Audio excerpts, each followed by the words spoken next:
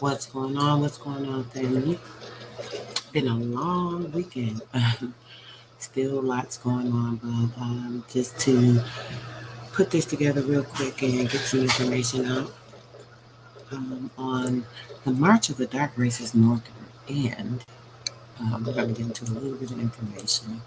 This may end up being a part two, depending on I am on nanny duties, but I have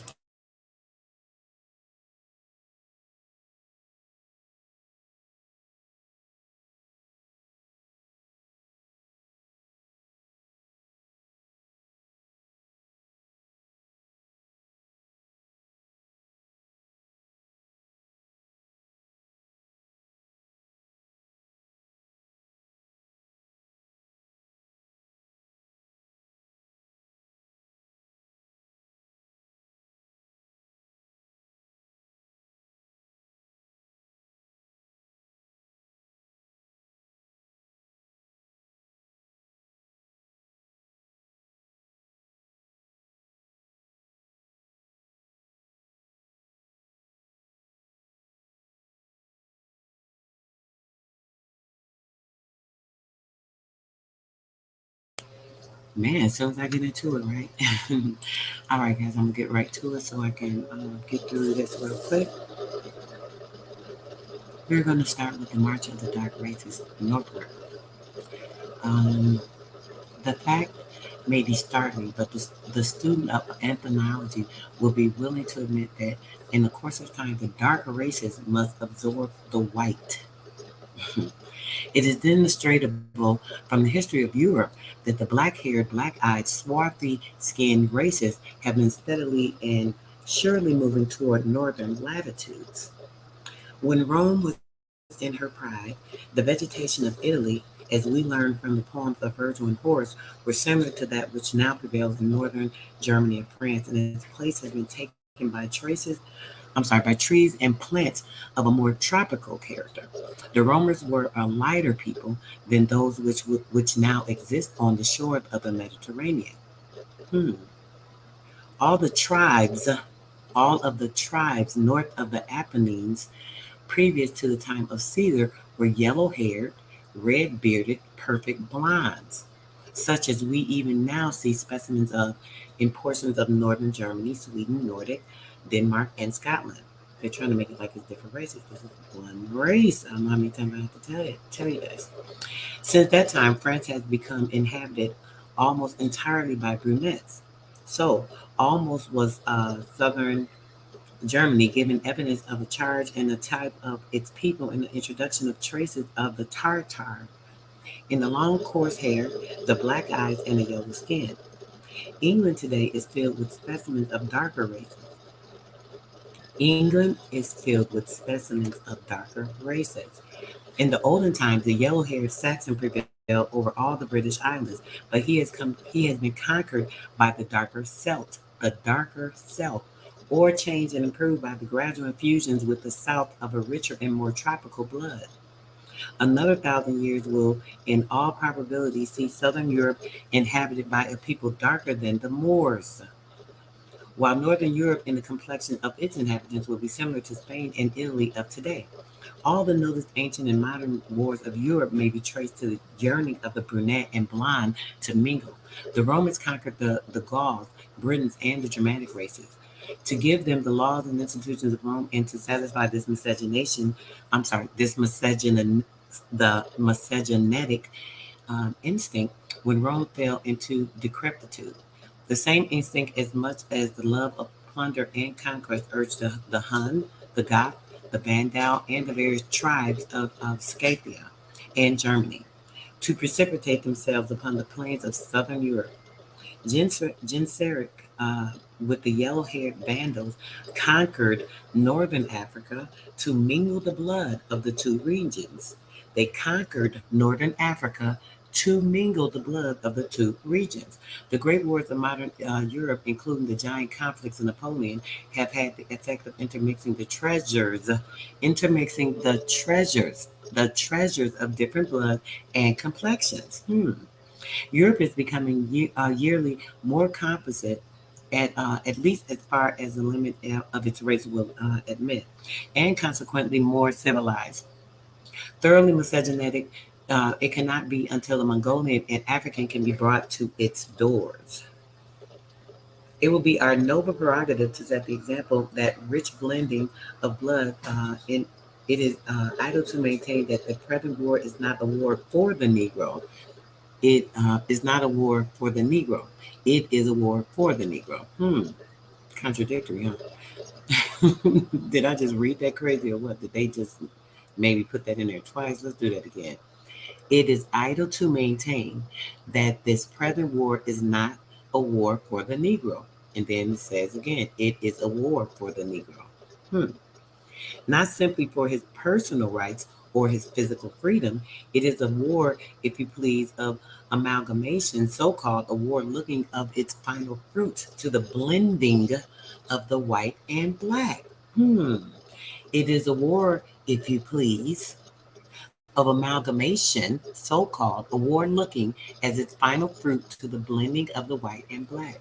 All attempts to end it without a recognition of the political, civil, and social rights of the Negro will only lead to still bloodier battles in the future. Let us be wise to look to the end. Let the war go on until every black man and every black woman is free.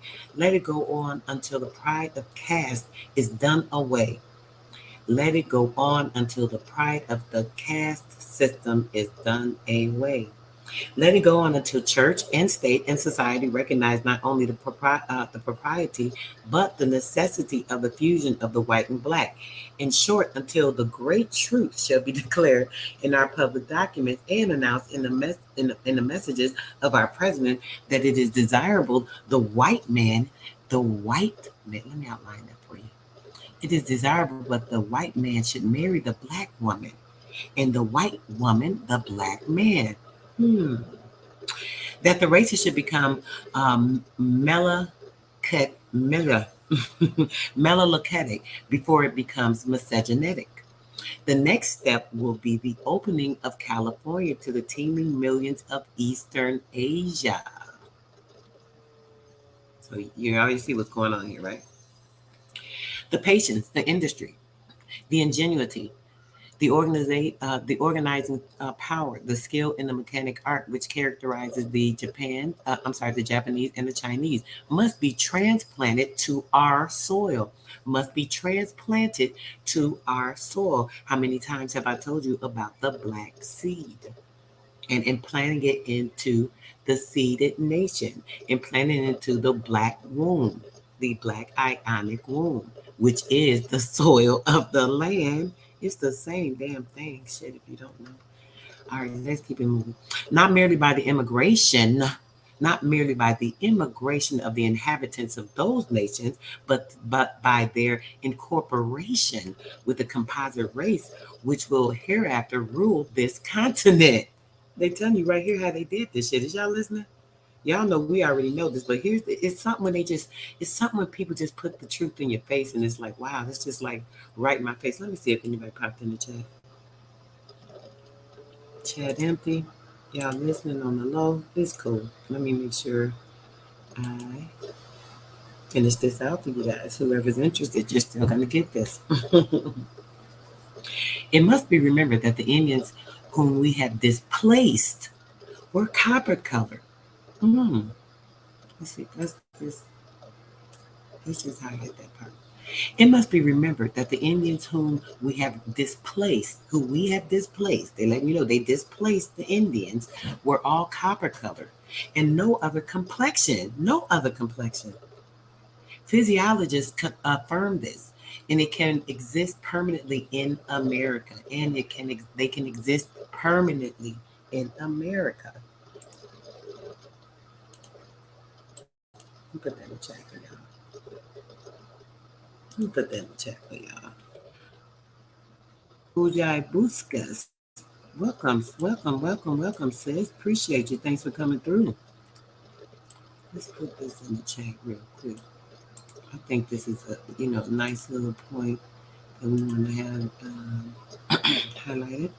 You guys know I'm dealing with some sinus issues, so just kind of excuse it. But yeah, here we go. Thanks for coming through, sis. Appreciate you. Appreciate you. It's gonna get, sis. It's about to get wild. Watch this. Wait, watch this. Wait till I get to the next book. I'm hoping this isn't part two. You're probably not familiar. I welcome you to my chat, darling. But yeah, it's gonna get a little deep. I know there's some interesting information. Let's get to it. It must be remembered that the Indians whom we have displaced were copper colored and no other complexion. Physiologists affirm and can exist permanently in America. Permanently in America. The white race, which settled in New England, will be unable to maintain its vitality as a blind people. It will be unable to maintain its vitality. Hold on, to make sure you guys get that. They're letting you know that their existence is compromised if they are not able to blend with the races. Are you getting it? Do you hear it? Maine, Jefferson, peace, brother, peace. Thanks for coming through. Appreciate your presence. Peace, sis. What's up, Tanithia? Much love, sis. You already know. This book is called, dear, The Miscegenation. Let me actually go. It's at the bottom of the screen, actually. It's called The Miscegenation, The Theory of Race Blending. And this particular part is the march of the dark races on uh, moving northward. Lemoyne, peace, bro, peace. I'll drop the book for you guys. Let me drop the book for you guys in the chat real quick so you can definitely get into this because I'm not going to read all pages. This is actually a very short book. I would love to, but I want to do over a couple other things. So yeah, here's the book for you guys. Make sure you guys check it out. When I say it's some deep stuff in here, it's only 72 pages. You could like literally read this thing tonight. Like for real, bro. What's going on? What's up with you, Zoe Hustles in the building? Peace, peace, bro. Peace. Peace. You already know nothing but love, bro. All right, let's get to it. Let's get to it. Look, I'm gonna hurry up. I'm trying to get through everything peacefully, guys. My baby sleep. I said, oh, this was perfect time. He fell asleep right before my live, maybe 30 minutes. So let's hope we have a decent nap. Okay, let's get to it. The darker, oh no, let me read this part. The white race, which settled in New England, will be unable to maintain its vitality as a blind people, letting you know they will be. Listen, I done told y'all about these pathogens. Ain't I told y'all about these pathogens? You know how everything in nature is actually dismissing everything that is not natural. And that's kind of what's going on. So just pay close attention. The darker shades of color live and thrive, and consumption, so prevalent in our eastern states, is mainly confined to the yellow haired and the thin blooded blondes. The thin blooded blondes, that watery ass shit. Okay. They need the intermingling of the rich tropic temperament of the Negro to give warmth and fullness to their nature. Tell me y'all ain't feeling this shit. Y'all know this is true. How many times they keep telling y'all how when we get together, that energy in us, you know how it gets so hot in the room? We just can't even help that because it is just so prevalent. Because check it out. There's nothing but the energy. That energy is like everything that it is. Greetings, greetings, brother. I cannot even read you. I see Janini Bay El Ali. Welcome, welcome. Can't see the rest of that. You already know y'all need to do that. Hit that. Let's get the algorithm out, as they be saying. You're trying to survive in the sun, twin. They was like, oh, we need help. What we gonna do? Oh my gosh, we gotta go and get this rich tropical blood. When we get this rich tropical blood in us, we needed to intermingle with that rich blood. People be thinking it's about a prejudice thing, but it's about a fact. Shit, they say that they damn self. Check this out. Let's keep it moving. They feel the yearning and do not know how to interpret it. The physician tells them they must travel to a warmer climate. They recognize in this a glimpse of what they and want of the want they feel, though they are hopeless of its efficacy. Efficacy? Oh gosh, that's unfamiliar to me. I've never heard that word. I swear. Of its efficacy, I gotta look it up, y'all. I hate to stop, but I never heard this. Efficacy. Here's the definition of efficacy. Oh, efficacy. Formal. The ability to produce a desired or intended result. Hmm. Efficacy. Efficacy. Okay. So, even more prevalent. Okay, where was I? Where's the word at? Okay. The hopeless in its efficacy. Look, I just heard it and still couldn't do it. Efficacy. The efficacy to fully restore the lost vitality. Still, they feel the nameless longing. The nameless longing. Man, it's been yearning to try to get some of this blood, man. They needed it to survive. They telling y'all. They needed to survive. They couldn't even survive in the climate. The thin blood, watered down blood. They needed to get mixed with this tropical climate blood. Come on now. Needed some plasma up in there. You know what they needed? The plasma. Come on now. Yet waste from yet waste me from the harbor mouth. Wild wind, I seek a warmer sky, and I will see before I die the psalms and temples of the south. The psalms and temples of the south. Listen up. This a whisper. I'm whispering a bird in your ear with this part right here, because we're gonna get back to that too. But check it out. The palms and the temples of the south. What are they talking about? Is they talking about the palms in the Bible? Is they talking about the palms in the Bible? In the temples of the south? What they talking about? The mounds, the pyramid temples? Kind of sounds like it to me. Okay, it is only by the infusion into their very system of the vital forces of a tropic race that they may regain health and strength. Do y'all hear that? The only way they can regain health and strength is by getting the blood of the tropical from the palms and temples of the south. They had to go and roam and explore and check it out and da da da. Yes. What's up, sis? Peace, babe. Yes. Allergic to the sun, poor pathogens, genetically modified organisms. Oh man, y'all better watch out for this alchemy build I'm gonna be doing soon. It's gonna be a lot of work on that, so I have to really have the time. I don't know when, but it's definitely gonna be soon. When y'all see this stuff on this alchemy, it's gonna blow your mind. I know y'all familiar with it a little bit, but man, when I show y'all some stuff, it's gonna be crazy. It's not gonna be crazy because it's not gonna really blow your mind because I've been kind of putting y'all onto many things that I've been seeing from my perspective, and I think you guys are gonna be on it the same way because we always on a kind of the same page. Like y'all just so outstanding. Y'all just everything. Yes. That shit was funny. They said they needed to do what? Let me read that part one more time. We gonna keep it moving. It actually I gotta put that in the chat too, y'all. I'm sorry.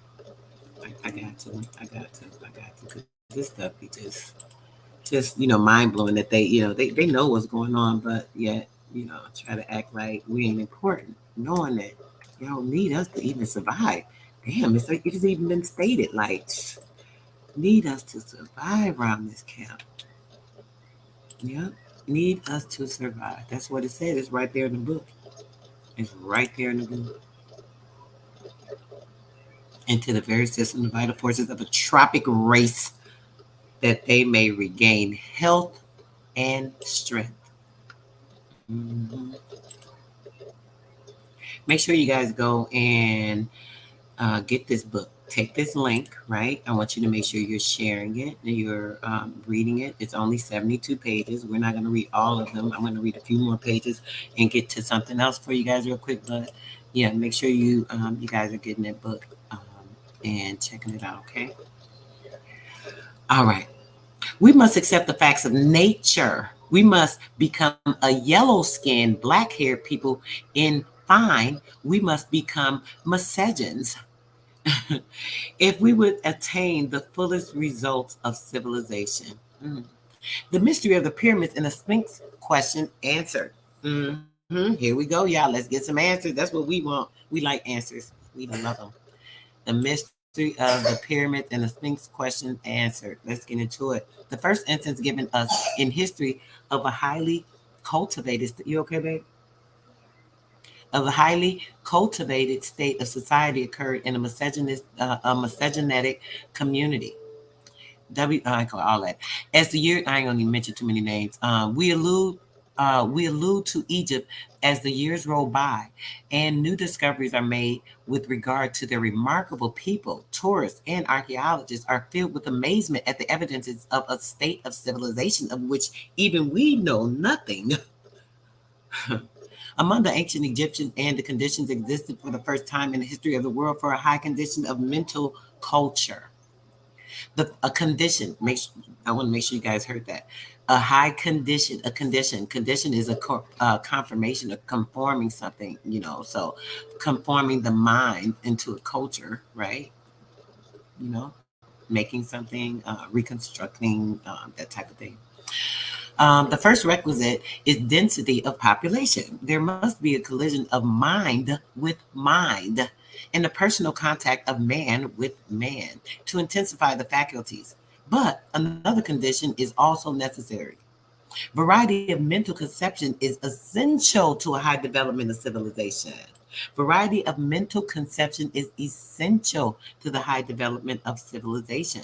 The more distant the springs which feed the fountains of knowledge, the richer is the drought supplied to the race. These conditions existed among the Egyptians, the early inhabitants, as how now been discovered, where of a great variety of tribes, some pure black, others red or copper colored, and others again almost white. The ancient Copts or Quiptes, as M. Puget calls them, were a misogynetic people. Some came from the far south or equatorial region and were black and woolly haired. Others from the deserts of the west and were copper colored. From the east also came a red and yellow tribe, and from the north came the white Thracian or the Grecian, all mingling their blood in the ancient Egyptian. All that mixture. Thus, ancient historians have given us different accounts of the color of the Egyptians. Herodotus stated that they were black and woolly hair. Still, other Greek writers have said that they were dark colored but with straight hair. Among the mummies were found all varieties except, hold on. Among the mummies were found all varieties except pure white. But they always done put themselves in there. Why?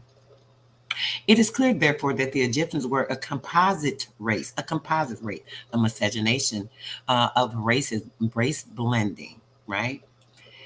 It was here that civilization dawned because it was here that the first conditions from civilization existed. This is their perception. We're going to leave that part alone for now. There's always a little bit of bones when you're trying to get through a meal, right?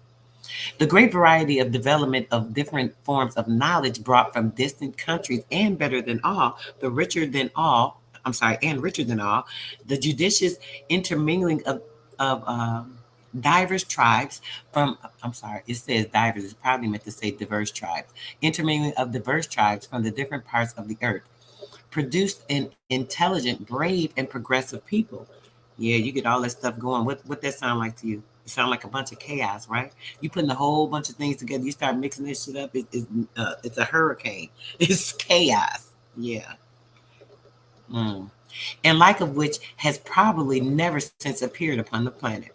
The arts which have made Greece famous were all undoubtedly the Egyptian origin. The philosophy that is still discussed in our schools was first evolved from a misogynistic mind developed upon the banks of the Nile, of course.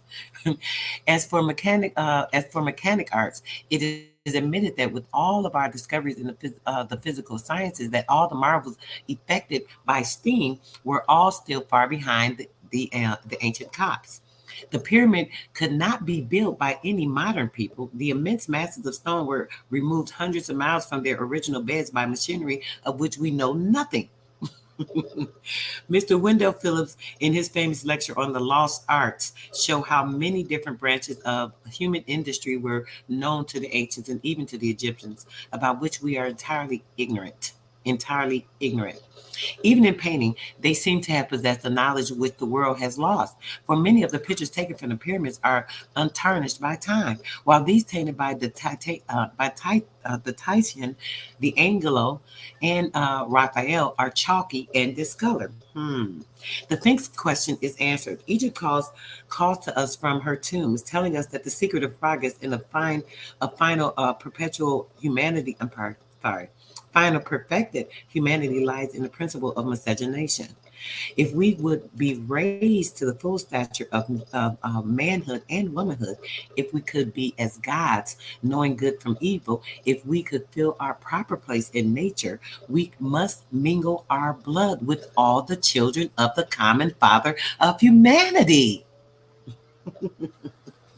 That just cracks me up. Y'all get that? I mean, I don't want to have to stop and break everything down, but I want to make sure that y'all cracking up right along with me. Let me check in with my chat and see what y'all feeling out here. What's going on, y'all? Y'all feeling this? This crazy, right? Real crazy. Yeah, it's trickery. Ah, I knew it, bro. I knew it. I'm about to wait till I get to the next book. You're gonna be like, oh, there it goes. They need that one drop. Yes, it's the one drop rule. Please give me some. Give me some. Thicken this blood up for me. Would you please, please, master? Who's the master? Shit. Who the master? If y'all need us to thicken that blood up, because that shit watery as hell.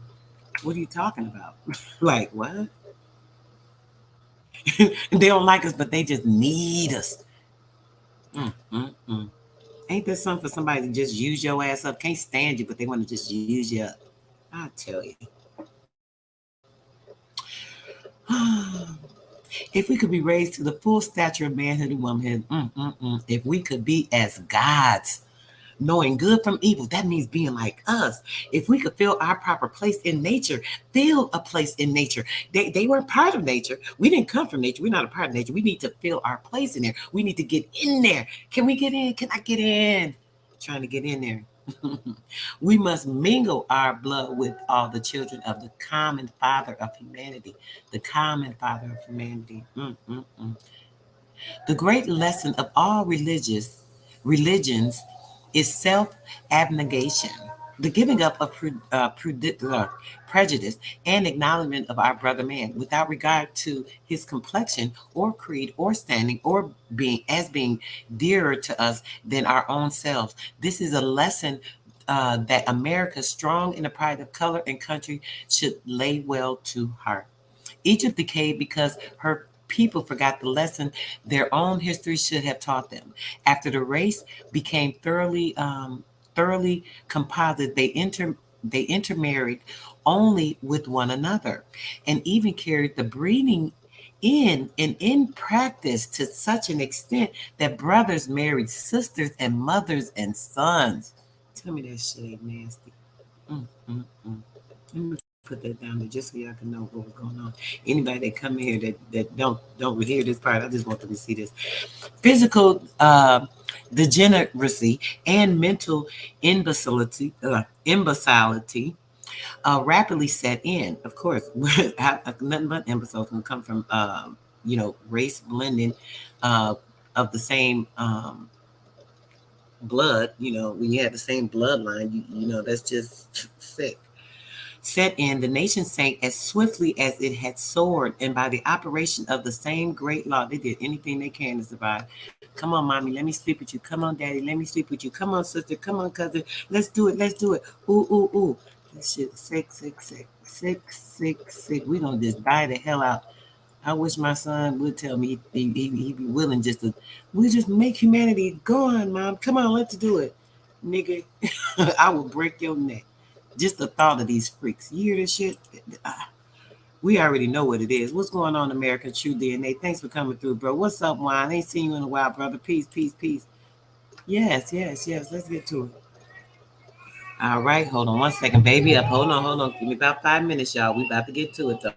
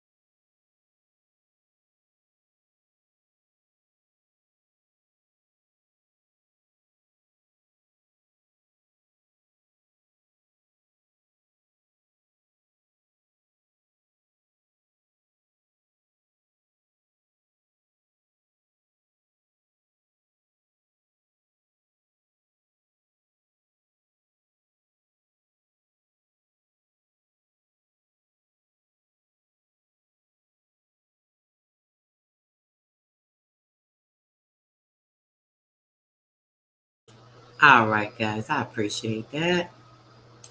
Nana duties, Nana duties. Okay. Of course, he wakes up soon as I start. Okay, let's get to it. All religions derive from the dark races, right?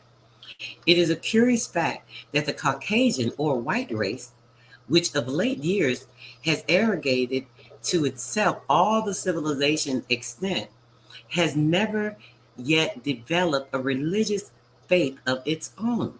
Let the leader pursue any work upon religious creeds, and he will find that the whole human family derive their ideas of deity and of the great hereafter from the earlier and darker races.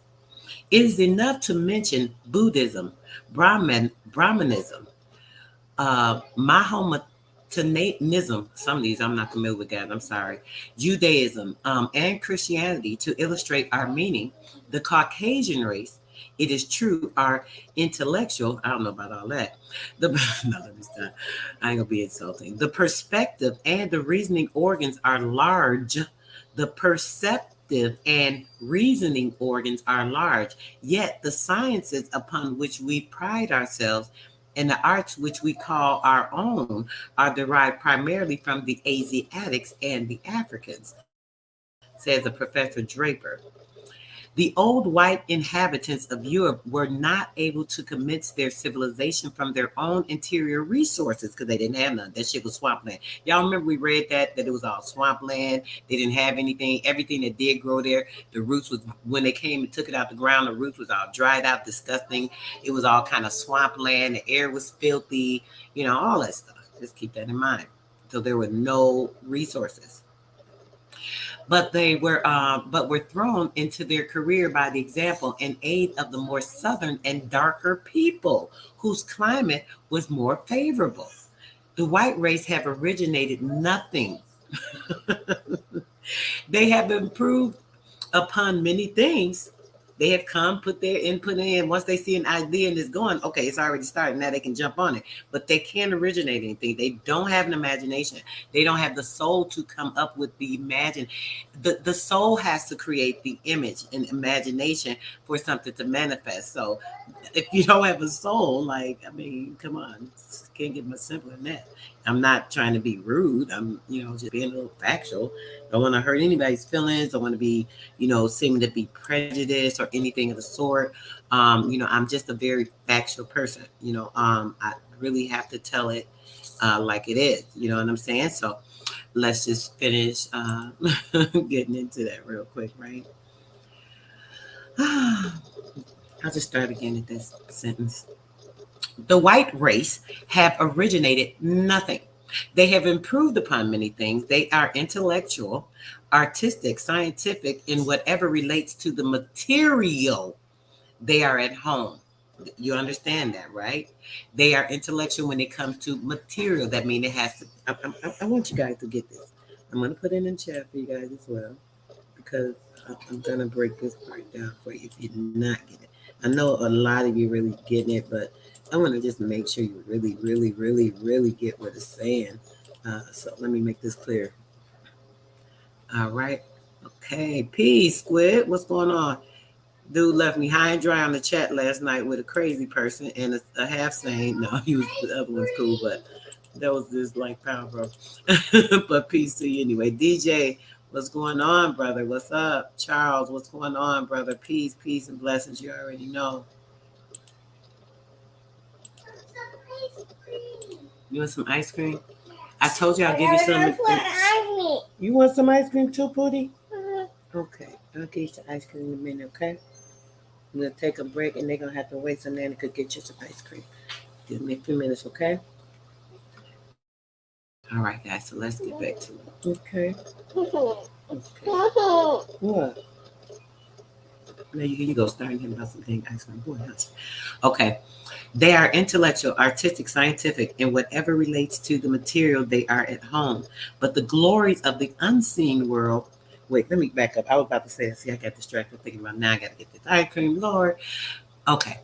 They are intellectual, artistic, scientific, and whatever relates to material. They're at home.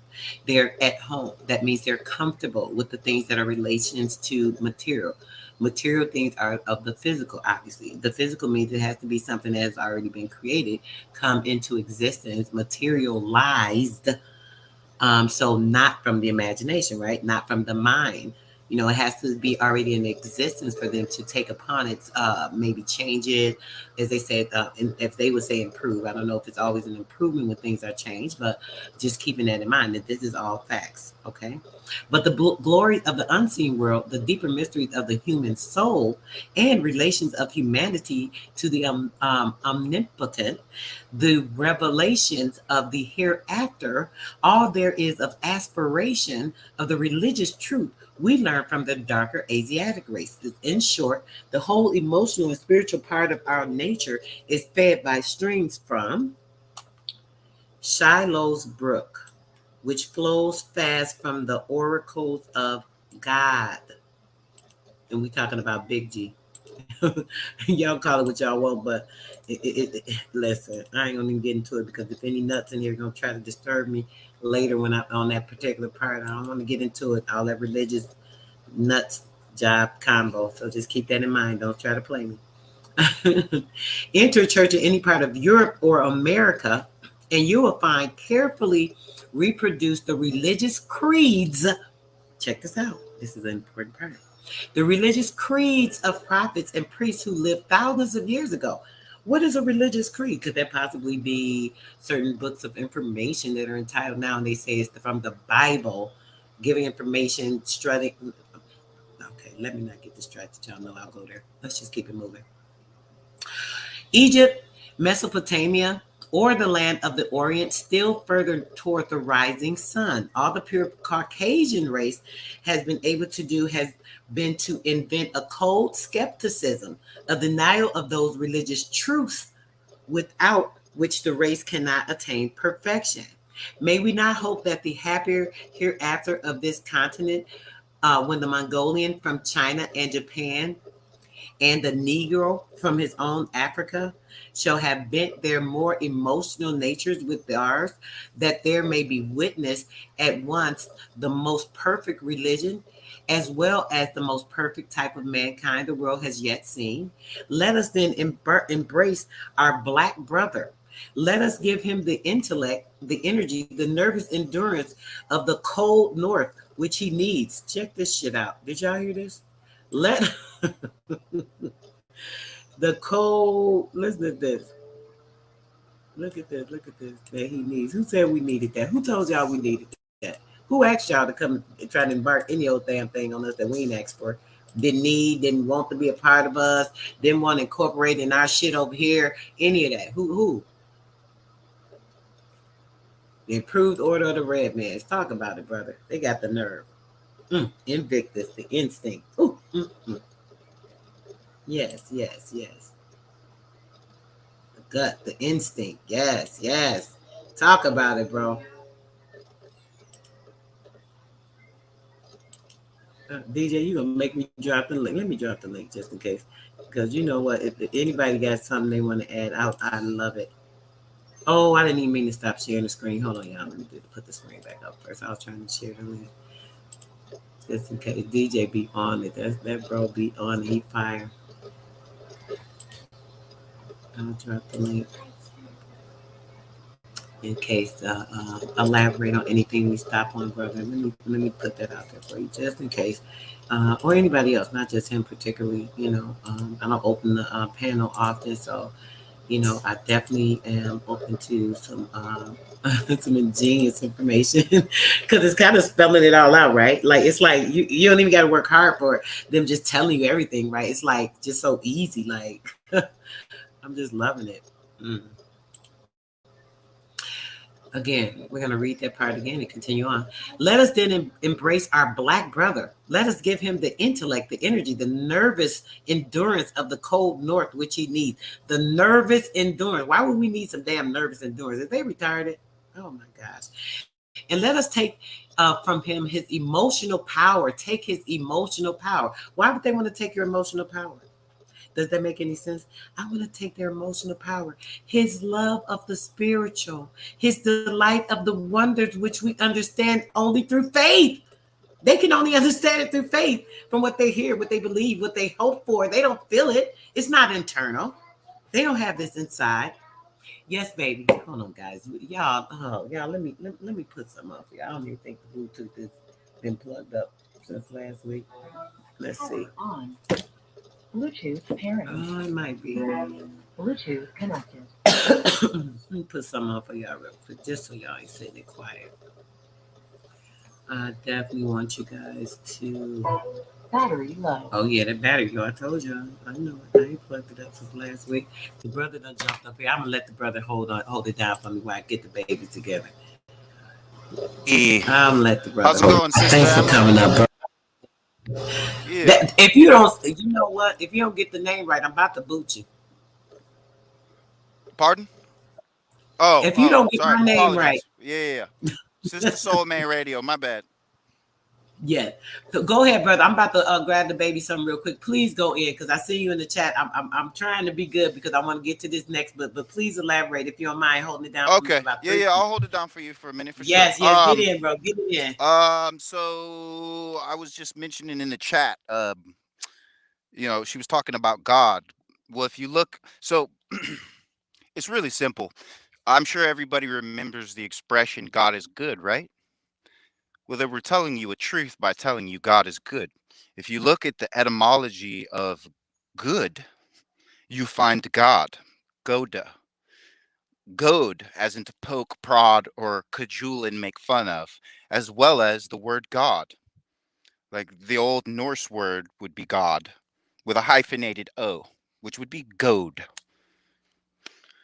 So, in German, it would be gut, as in the gut or your gut instinct.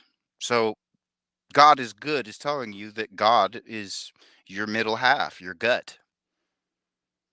So, there's deep esoteric meanings behind this. Essentially, what they're telling you is that, like cleanliness is next to godliness, right? So, what is cleanliness? Apart from just bathing oneself, it's who you keep company with. So, if you look at the way that we live in a society that if you look up the etymology of pan-Slavism, you'll understand what I say when I say society as we know it is nothing more than a pan-Slavic plan of poncery. Ponce meaning a pimp who is a homosexual. Important distinctions. So, when we're dealing with pan-Slavism, or what's the German word for it? Panslavismus. Panslavismus. We're also talking about pan everything. Pan-Africanism, Pan-Americanism, which is what these Slavic people practice in our country, is Pan-Americanism, which they've made a religion, a Title 15 nonprofit in National Endowment of the Arts artistic rendition of what we are. And that was the linchpin to creating, social Darwinism, which is the premise that we are somehow primitive and backwards and they are advanced and high and mighty. But the reality is everything that you're using is the byproduct of the invention of the Aboriginal peoples. And she's pointing out to you that non-Aboriginal peoples are experts of the physical realm. So in my region, there was recently a newspaper article of the Fellowship of Friends, which is just another word for a fellowship of fags. Just calling it what it is. Okay. So that's what the origin of a friend. They've changed the word fag into a cigarette now, but that's not what it meant. Words always mean what they originally meant. So, it all is in line with their agenda because dumb diversus means until different. Different or differente means a heterosexual man, right? But they're promising to make the heterosexual man different. Yes, brother. And you know what? And when you're thinking about miscegenation, Miscegenation, yes, ma'am. Miscegenation, it is actually what's going on now. Mm-hmm. So then, it was about blending the so-called races, right? Now Mm-hmm. it's about blending the gender. Now it's about blending with tech. There's Yep. two different misoginizations going on right now, guys. So this is like, Well, check this out. mm, Gender is jinnah. mhm. Oh, say Jinnah. that again, brother. I didn't hear you. I'm sorry. Repeat it. Gender is jinnah. The Mm. jinn. The jinn. Legit, Genie. The wisher, yes, a granter of wishes. the evil, the nis, Well, see, the see, sin of but it that, all. well, You see, know how but people that's, always talk about that sin. but sin is a Turkish word used for the Christians who didn't practice sodomy. And it was also the Ottoman Turks that had the practice of naming things new or nova. See, they were not practitioners of what you would call heteromorphism. Heteromorphism meaning They a did a lot of heterosexual. alchemy, right? Yeah, but see, they Yeah. stole that all Hmm. from Constantine. When they took Constantinople, they took the quadrivium and they invented the trivium. So they've been giving us half of the knowledge, which is trivium, comedy. All the theatrics as well. Exactly. That's why it's called the KKK Act, the Ku Klux Klan Act. That's why it's called the Curtis Act. That's why it's called the Dawes Act. That's why they say it's a political stage, because that's exactly what it is. That's why Shakespeare's works, which were written by a swarthy original Breton or brute woman by the name of Amelia Bassano, she wrote Shakespeare's works. Don't know if anybody knows that, but yeah, it was a sister who wrote Shakespeare's works. He was illiterate. He owned a playhouse and was illiterate. Stratford upon Avon was the house he squatulated his way into. Yes, yes. All right, brother. You're welcome to stay up. As I keep Oh going, yeah, and if yeah. You do your yes, build, sister. all right, perfect. Appreciate it. Mm-hmm. Okay, now let's get to it. It says, in the beautiful words of Emerson, it says, "He has the avenues to God." You know who the he is, right? That copy cover that they're Mm-hmm. racing to. Check it out, guys. Ralph Waldo Emerson. I'm not even sure. It just says Emerson, so I'm pretty sure. possibly, Yeah. If you're looking yeah. for who he is, look up Ralph with a PH Waldo Emerson. Okay, let me see real quick since you said that. Ralph Emerson Yep. quote on avenues to God. Yep. Let's see. There was a reference to him in that book we grew up with. Where's Waldo? With the white striped hat. You remember that? The white and red striped hat, just like the end of our flag. Yeah, like You the know? Uncle Sam had in the those old pictures, the big hat. Mm-hmm. Yeah, the hatter Mhm. or the heter. A heter is a homosexual, or excuse me, a heterosexual man who's stark raving mad. Heter. It's also the origin, Hetter. It's also what they were talking about with the Mad Hatter. They're making fun of heterosexual men. That's why the Mad Hatter had tea with Alice and tried to guide her.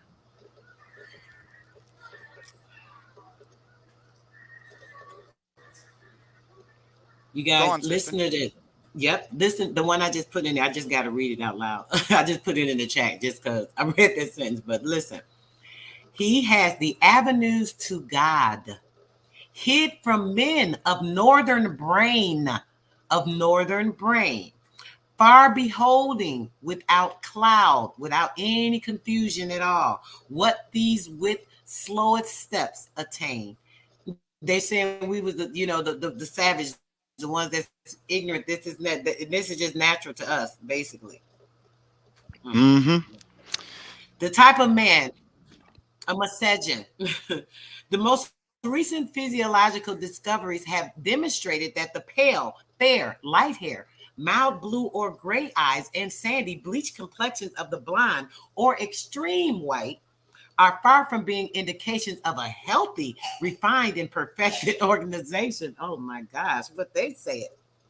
It is among this class that scrofula, consumption, and the nervous diseases prevail. Did you hear that? Let me just read that one more time.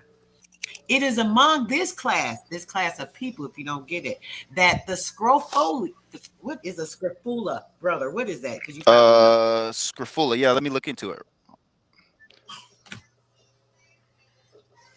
It's got to have something to do with a disease, or maybe it was a syphilis or something named different at the time.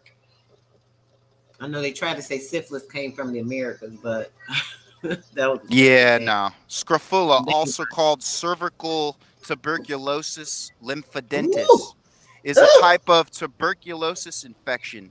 It's caused by the same bacteria that causes pulmonary tuberculosis, or TB. Tuberculosis mm, is a highly infectious bacterial illness. It usually affects the lungs and can lead to significant lung damage or death if not treated. huh, that part. Colic, yeah, colicky. Look, they sound like these sound like people that came from some type of radium deficiency, huh? Very possibly. Oh, Mm. bruh, you, sister, you talking some serious. I mean, have you looked at Western Russia? What, brother? If you go to West, at some point, go check out Western Russia Yeah, I did. on Yeah, yeah. because you'll find that it looks like there was a nuclear war or some kind of war went on over there. Mm-hmm. I mean, it looks like carpet bombing went on for 100 damn years. Looks a mess. Yeah. Yeah. Mm-mm-mm. Okay, let's see. Let's keep it moving. It is among this class that I gotta read again. That the scapula, which y'all just heard the full definition of all the filth, consumption, and the nervous diseases prevail. This is where these races. This is where all this prevails from. It's telling you right here. The idea of the white race. You okay, Pootie? Yeah. Okay. The ideal of the white race, the angels of our painters. Check this out. This is important too, very pertinent. The ideal is just something that's put in the mind. The ideal of the white race, the angels of our painters, the imaginary Christ of our sculptors. It can't get no realer than this. Of our sculptors and artists is not the perfect ideal of manhood. The true ideal man can only be reached by blending the type man and woman of all the races of the earth. The highest conception of physical beauty possessed by the Negro, by the Moor, and by the Asiatic is a Mm-hmm. model man and woman after their own race. The Negroes, Venus is black. His Horus and gods are black. The Mm-hmm. divinity of the Hindu is of the color of his own people. Hindu. You hear this? They slipping that Hindu, which is Yeah. Indian. Okay, Indus. Yep. get right Indigo. to it. Okay, Hindu is of the color of his own people, the great spirit of the Indian. So Yep. don't let nobody else tell you. I keep telling y'all with that blending of the Hindu stuff with the Indian, bringing that from the Asiatic, from the Yep. black Asiatic. Hey, Thank you. Hindu. I Hindu. keep banging in y'all damn head, but go ahead, brother. Hindu is a Turkish word. The word sin, Sindhi or Sindhu, sin, Sindhu, Hindu. That's where it comes from. The concept of sin and the Hindu, it's all Turkish. It's letting you know the Ottoman Turks invaded. Those are your Yeah, Dravidians, it's about to get it. your Yeah. what do they call them? Your Anglo Indians, which they used the Yes. National Endowment of the Arts as of 1954, I believe, in order to claim the title of Indian or Indus or Indigo artistically. So, these fake tribes, these civilized tribes, that's all a play. It's an act under the National Endowment of the Arts, which we should ban. It's a backdoor, a legalistic loophole that allows foreigners who just got here to come here and claim to be us. Yes. Yes. Okay. Get it, sister. All right, let's keep it moving. All right, so the highest concept. I'm gonna just start right there and keep it moving. Yes, babe. You done? You eating ice cream? Okay. I think he wants some more, guys. Hold on one second. I gave him a little bit. I didn't want to waste it. Hold on a second. I'll be right back. Brother, take it from here from about Get it. 2 minutes. I'll be right back. Okay. Hang on. Let me see if I can find my screen.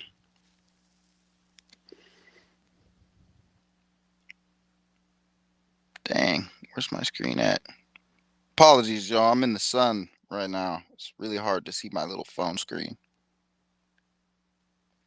Yeah, but that's an important distinction. Everybody in the chat, you should do yourselves a favor and look up the Cretan Wars. Cretan. The Cretan Wars. Cretan is what the Ottoman Turks called Christians. They called them Cretans. And the first place in the world that was named Nova anything was the city of Cadia on Crete. So this is where Constantine in Constantinople existed, was on the Isle of Crete. Hence, calling a Christian a Cretan, or a Constantine Christian a Cretan. Constantinople Cretan. So the city of Cadia was named after the Turks took it over in, let's see, was it 1560s? I believe it was. It was a 20-year war that was required to actually take over the city, which was not a star fort of Constantinople. The ancient first cities were always star forts. The hijacked cities are not.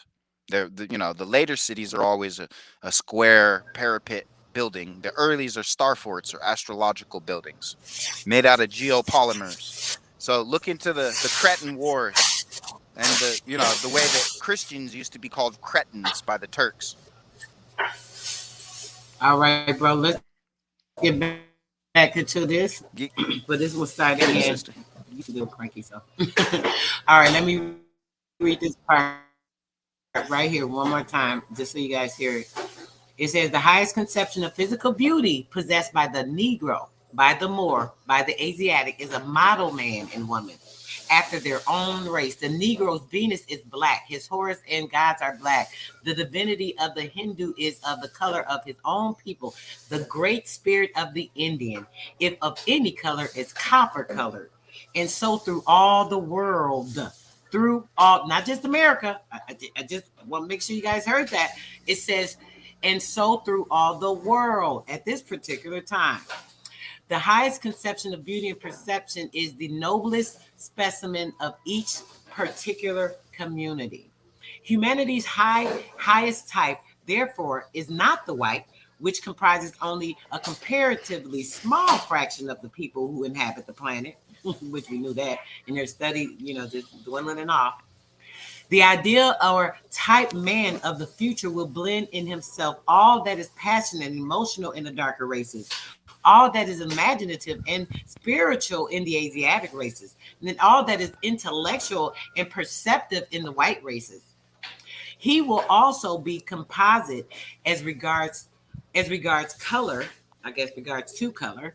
The purest miscegen will be brown with reddish cheeks, curly and waving hair, dark eyes, and fullness and suppleness of form not now dreamed of by any individual people.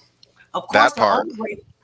old of course, the old races will not be entirely lost sight of. Of course not. How could you get rid of all the original? That sounds crazy. Right? Nature abhors uniformity, and while the highest and purest types will be will be such as we have described, there will be all shades of color from white to black. It is to the credit of Professor Draper of the New York University that he has held the boldest of a boy and physiological fact here announced. He comes to the conclusion after discussing the question at some length that the extremes of humanity, which are represented by a pragnatus Pr- aspect, uh, please correct me, Pragnathus aspect. Yeah. prognathous aspect, and by a complexion either very dark or very fair, are equally unfavorable to intellect, which reaches its greatest perfection in the intermediate phase. Hmm. He further says that putting disturbances on civilization aside and looking only to our natural state, we should be constrained to limit that the man of maximum intellectual capacity is of a brown hue. Mm, Yes, ma'am. check that out. Should I read it There, again? No. there. Have you read Benjamin Franklin's journal? No, I have not. Okay, well, I have a picture I should get with you and send you at some point of some of the first immigrants coming over to Coney Island, right? They're flying a flag of pure blue with 50 white stars. What Benjamin Franklin alludes to in his own book, he tells you Mhm. this, that the world was predominantly swarthy in his day. Yeah. But Benjamin Banneker is actually, or excuse me, Benjamin Franklin is Benjamin Banneker.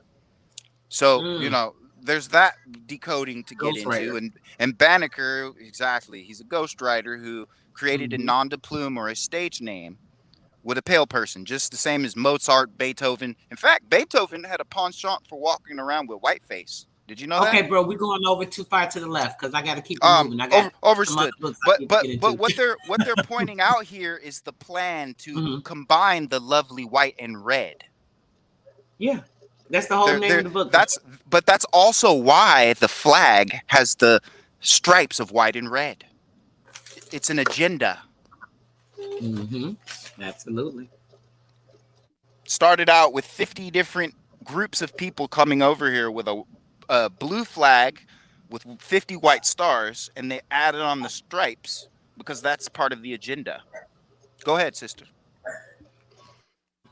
It says that he further says that putting disturbances of civilization aside and looking only to our natural state, we should be constrained to admit that the man of maximum intellectual capacity is of a brown hue. It is not within the purpose of this book to prove physiological facts, but simply to state them.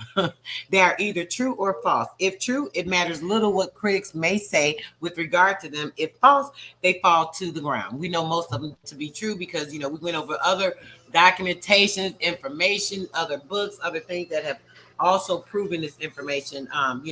Not saying it in the same words, obviously, but definitely verifying the information via Mm-hmm. the way that it was implemented. So just keep that in mind. Plenty of So cross references. yes. So Adam, the progenitor, the progenitor of the race, as his very name signifies. We talked about this many times. Adam slash Mm-hmm. ATOM. Guys, keep that Yep. in mind. At home. Yep. Bro, can you read a little bit of this or no? I don't know if it's big Um. enough for you to see. Yeah. Let me see if I can actually Let me see if I can. Is that see. better? Okay. Where are you at? Let me get out of the sunlight. Adam, the progenitor of the race. You can start right there. Adam, the progenitor of the race, as his very name signifies, was made of red earth, and like the inhabitants of Syria and Mesopotamia, must have been of a tawny or yellow color. Dodge the fucking jack. They're trying to make you white. The extreme white and black are departures from the original type. That's just more bullshit. The savoir or the savior is represented very falsely in paintings as being light haired and white skinned, when in truth he must have been light haired. Oh, wait. He must have been a man of very dark complexion, as well as all the Palestine Jews. Palestine Jews, not Palestine. Quit playing games with the Naga. You're messing with the wrong one. They were a tawny or yellow race. Yes, they were.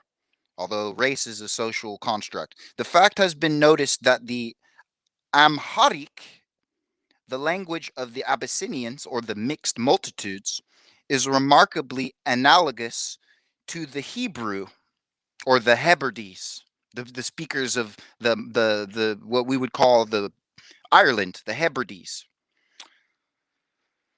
Blah, blah, blah, remarkably is used partly of Abyssinian. Okay, is remarkably analogous to the Hebrew, rendering it probable that the Jews were partially, or the Jews, YEW, people of the yew tree, Bowyers, were partly of Abyssinian or mixed multitude of Negro origin. We urge upon white men, dodge the hijack, and women no longer to glory in their color. It is no evidence. What does that say? If is no evidence, or it is. Hang on a sec. I'm gonna shift my screen. It is no evidence of cultivation or of purity of blood. There we go. Cultivation or culture. That's all culture is cultivation of the earth. Clothes, language, none of the rest is culture. It's just materialism, which we know these people specialize in the material, which is why they've given us their pan-Slavic society of materialism.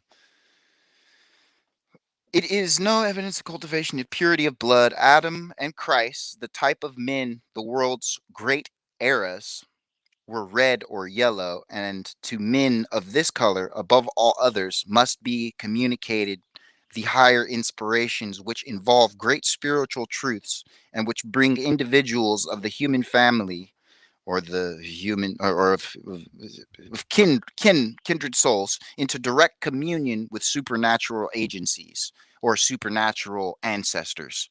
Fuck their agencies.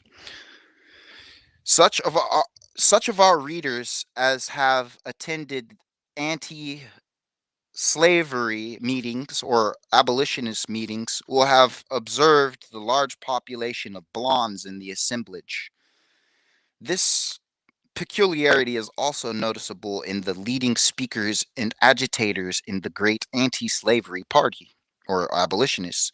Mr. Horace Greeley of the New York Tribune, known for his devotion to the Negroes or the Americans, is as opposite as a man possibly can be to the people to whom he has shown his attachment by long and earnest labor for their welfare. In color, complexion, structure, mental habits, peculiarities of all kinds, they are as afar or apart as the wholes. The same is true of Mr. Wendell Phillips. He too is the very opposite of the Negro. His complexion is reddish and sanguine. Can we get a scroll down, sister?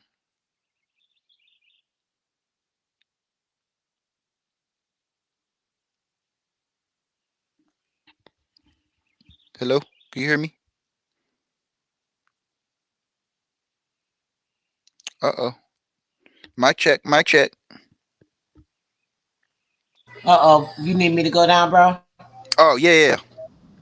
Okay, I'm sorry. As soon as you Oh, look, it's as good. soon as I stepped up, of course you said something. I didn't know you. I thought you were talking. I didn't even know that you were still reading. Oh, no, it's Okay. good. You got babies, so I get it. Okay. I Complexion follows appreciate the you. I should same be as. good in a few minutes. Oh, yeah, no, take your time. His complexion is reddish and sanguine. His hair is, in younger days, was light. He is, in short, one of the sharpest possible contrasts to the pure Negro. Mr. Theodore Tilton, the eloquent young editor of The Independent, who has already achieved immortality by advocating enthusiastically the doctrine of miscegenation. Okay, I don't know if anybody knows this, but miscegenation is the invention of the white race by the anti miscegenation laws of 1886, creating white women who were not allowed to be with the American Negro under pain of losing her citizenship and her children being enslaved to the age of 22. So there's the background for this miscegenation, which they try to claim Mhm. immortality through. They want immortality through erasing you and becoming you, my naga. They want your place by our sisters. Mm-hmm. Right That's through that that's ionic womb. yes, ma'am. Ions being negative ions being positive and beneficial for the body, and positive ions being negative. I don't know where you're at, brother, because it's a one part I want to read. I want to reread. Okay, let me see. Possible conscious pure Negro, Mr. Theodore Tilton, eloquent younger, blah blah blah. It's usually Dawson. I was at miscegenation. Is a very pure specimen of the Okay. blonde, and when a young man was noted for his angelic type of feature. I see. We mean Exactly. angelic after the type of Raphael, as in, Donatello, Raphael, Michelangelo, and Leonardo, the four artists who whitewashed history. Raphael, the angel Raphael, because the perfect type of the future will be that of the blackened races. So if you read Oppenheimer, there's a passage in his works where he says that all white men are fated to bleach black into a black one. With the sunny hues of the south tinging the colorless complexion of the icy north, but it is needless further to particularize.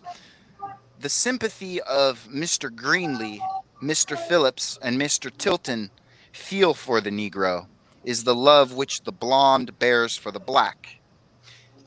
Let me say that Hmm. again. Is Yeah. the love which the blonde bears for the black. Like Goldilocks. Remember that Mm-hmm. little story? Mm-hmm. The little blonde that comes in and, she's all up in your house and all in your stuff and you're Getting all in the conditioned. bed and Exactly. Eating your relaxing. food. Yeah. Yeah, exactly. Um, with the sunny Raphael, we mean angelic after the type of Raphael, which is not the true angelic feature, because the perfect type of the future will be that of the blended races. There you go with that hijack. They're trying to make a bunch of mestizos that they can put Mm. on top. Mestizo just meaning middle passage meaning the Manila Galleon, meaning people of Tamil or Southern Hindu origin coming back to America and being followed by the Portuguese and Hispaniola, not having anything to do with the Guale or the Gaul people. With the sunny hues of the south tinging the colorless complexion of the icy north, but it is needless further to particularize the sympathy okay, with the blonde bears for the black race. In other words, when niggas went Viking to that part of the world, like women of opposite complexion worshipped dark men. It is a love of race, a sympathy stronger to them than the love they bear to women. It is founded upon natural law. We love our opposites. It is the nature of things that we should do so, and Hold on. This part right here. It is the love of of race, race, a a sympathy. sympathy that is stronger to them, the love they bear to woman. So they love the sympathy of this blending, this miscegenation. This is so important, that this is more important to them than the love of a woman. This is like this like Exactly. That's what they're saying. And that lets you know that they aren't practitioners of heteromorphosis, meaning, a heterosexual man who is improving himself and changing and upgrading and going through metamorphosis all the time, or learning. They cannot practice heteromorphism because they don't have the original mentalis. They don't have the keys to the castle of the mentalis or mentality. Mentalis, chalice, the chalice of knowledge, the sangreal, the blood of the nobles, of the royals.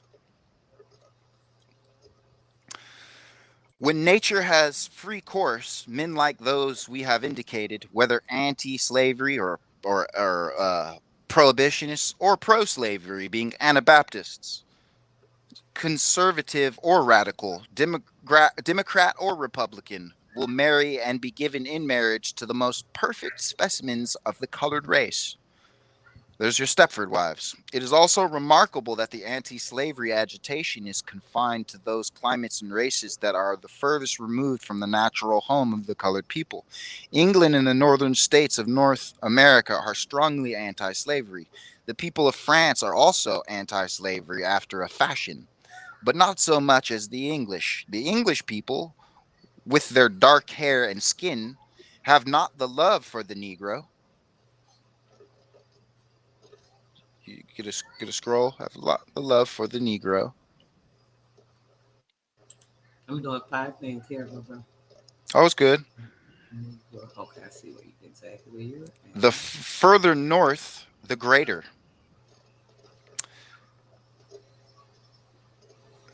Wait, did I go too far? Yes, Oh, there right we here. go. Okay. The greater. Nor is it alone true that the blonde love the black. The black also love their opposites, said Frederick Mm-hmm. Douglass. I already know it's Douglas. I mean, Fried, Rich, Doug Glass, or Fred. You know, Fred is a name for a dark person. You know, Doug meaning dark or Dougal, and glass as in the glass you drink. You know, glass of scotch. Like you're talking about a Naga drink. It's also remarkable home the colored people England blah blah blah more organizations hints with here of anti so okay the Spanish people with their dark hair and skin have not the love for the Negro which distinguishes the more northern races, and hence we have here of anti-slavery propaganda on the Spanish peninsula. The further south we go, the less the sympathy for the Negro. The further north, the greater. Nor is it alone true that the blonde love the black. The black also love their opposites, said Frederick Douglass, a noble specimen of the melaleucetic American. Melaleucetic, as in melaleuca. Melaleuca is a type of aboriginal medicine. My grandmother used and made melaleuca. Look into that later. In one of his speeches, we love the white man and will remain with him. We like him too well to leave him, but we must possess with him the rights of freemen. Our our police courts give painful evidence that the passion felt the passion I'm down at the bottom by our emblems. The passion of the colored race for the white. Oh, I'm so sick of these fucking words. Race, my ass, and white. Get out of here with this shit. Is often so uncontrollable as to overcome the terror of law. It has become so, too, upon the southern plantations that only remedy for this is legitimate melaleucetic marriage. So what they're telling you is they're trying to blend you through marriage, a contract with the state or the devil. As Nova or New Novalis wisely said, the way to overcome nature is to submit to her. No, you've made law which is abhorrent. It's outside of nature.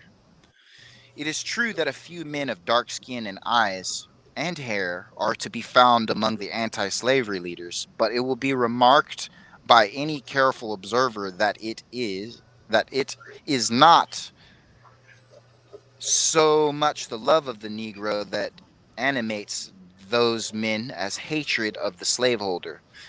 The case of Owen Lovejoy is one in point. He hates the South because the slaveholders murdered his brother.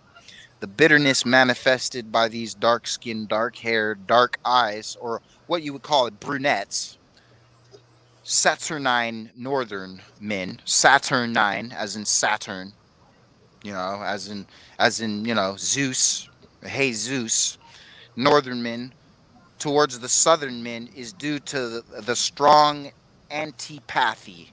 Antipathy meaning anti psychopathy, meaning someone who's telling you you can't just piss in my irrigation ditch and take a shit in my cornfield. If you do it again, I'm gonna bust your head open.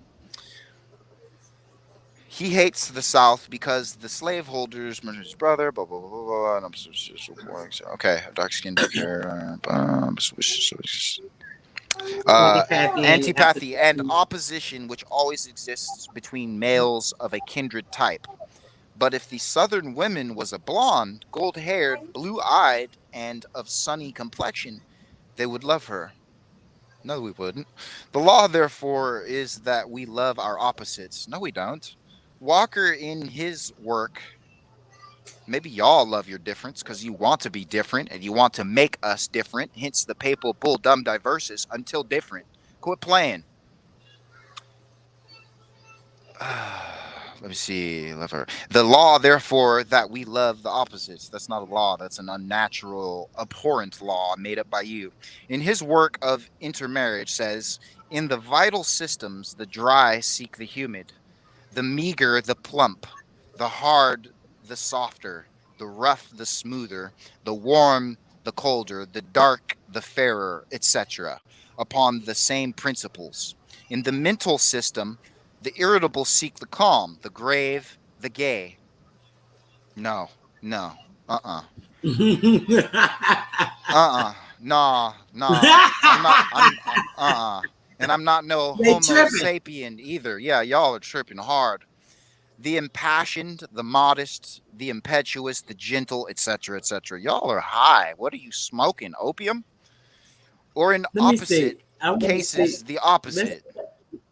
wait. Let's fast forward. I think I passed something I wanted to read. We might go back in a minute just to this one page, but That's let's good. keep going a little bit.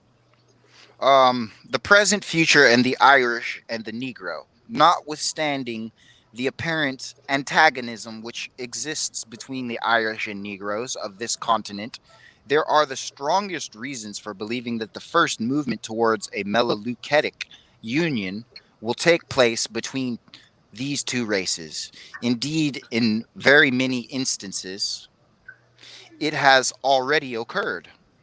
Now, Whether mind there you, is a poor book. Hold on, community brother. The book, of, brother. Hold on. yeah, The book, you guys remember we read a book on that, and it gave the specific amount of Irish that came, who came, how many it was, the men, the women, the uh-huh, children, families, blah blah blah. So now with that, this is verifying that as well, that this is what part of the plan was, obviously. And earlier, it mentioned how they didn't have anything. It was like horrible. They didn't have any food. They didn't have anything over there, so they needed to make this happen. And you can yeah, remember some months back, there's another book that we read, and it talked about when they came here, how everything was so pure and beautiful, and the air was so great and fresh. And then the next thing you know, they came here and contaminated every damn thing. So all yep, this is all confirmation. Just want to verify that. yeah, yeah. They came from the Great Stink in Britain. They still pollute the waters today. Yeah, yeah. I'm gonna go current. Whether there is a poor community of Irish in the North, they naturally herd with the poor Negroes.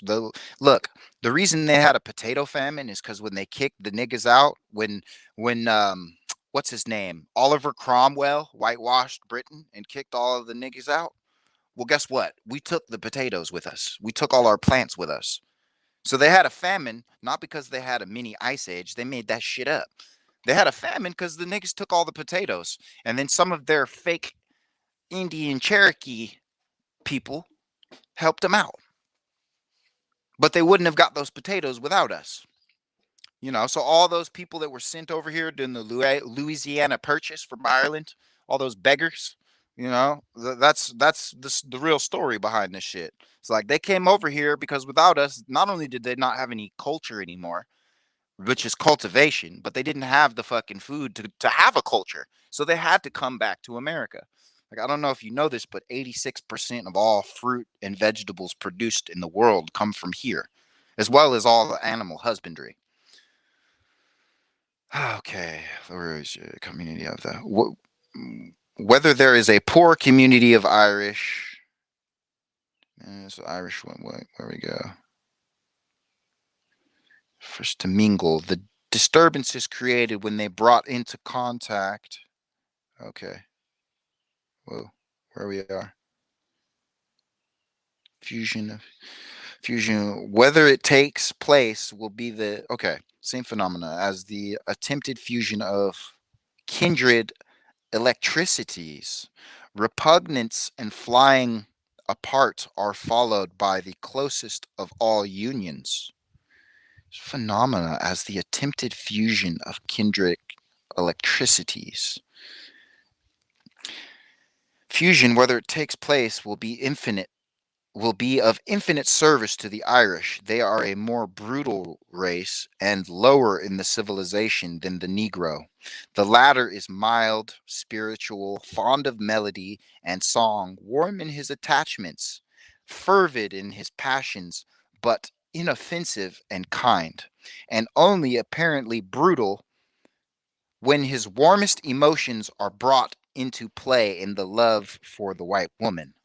The Irish are coarse grained, revengeful, unintellectual, with very few of the finer instincts of humanity. Of course, we speak of the laboring Irish as they appear in this country.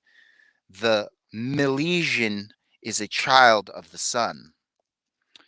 He was originally a colored race. God, with these fucking words, you racist pieces of fucking shit.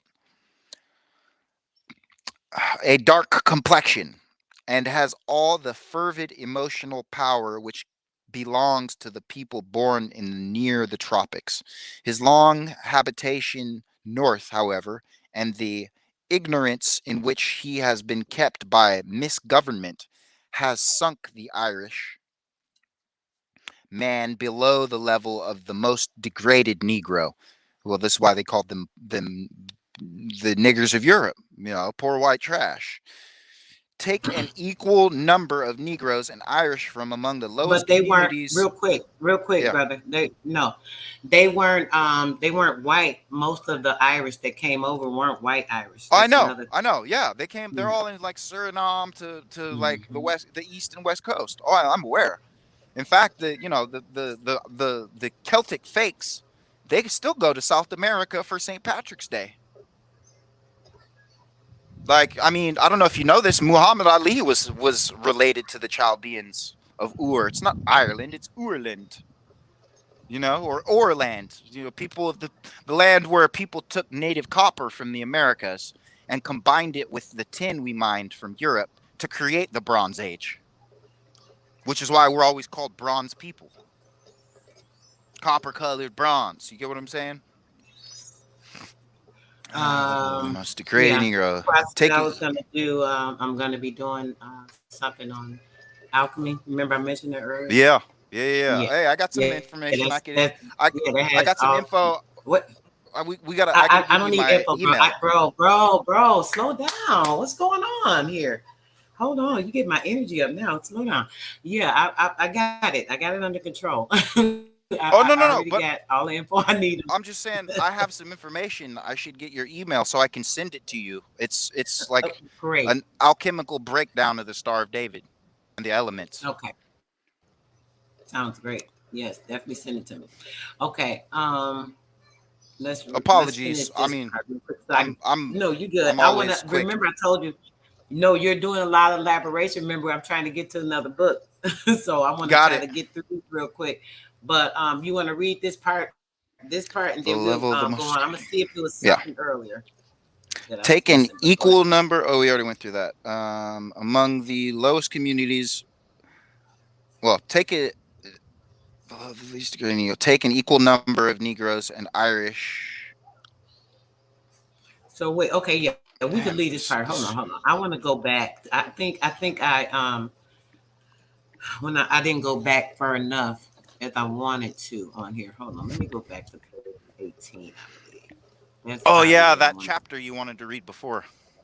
Yes, I think I have kind of flew a little bit too far ahead of myself when I started. So let's see.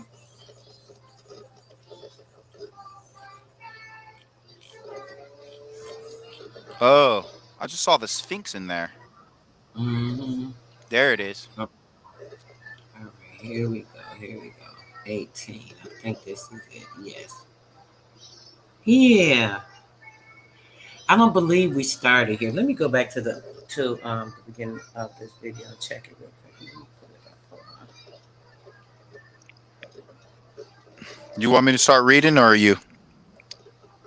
Okay, yeah, I did. I probably just didn't elaborate as much as I wanted to on it, but that's okay. Probably because I want to get through, so that's cool. I did start it right where I wanted to, so yeah, we're good. Let me pull this other book up and get right to it. Hold on one second. Okay.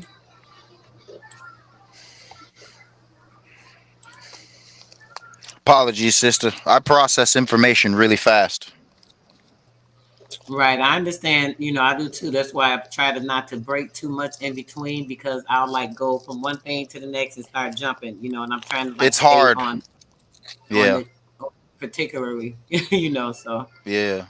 It's hard because uh, when you see everything's related to everything, it's like there's just you can right. read That's a why passage and you get don't look at it like that. You're getting to tap into each individual thing versus just staying on course, which is just getting information out. It's okay to kind of elaborate, but everything doesn't need an elaboration, because it's kind of spelling itself out when it comes to some of this. If you really pay attention, so it's pretty laid out.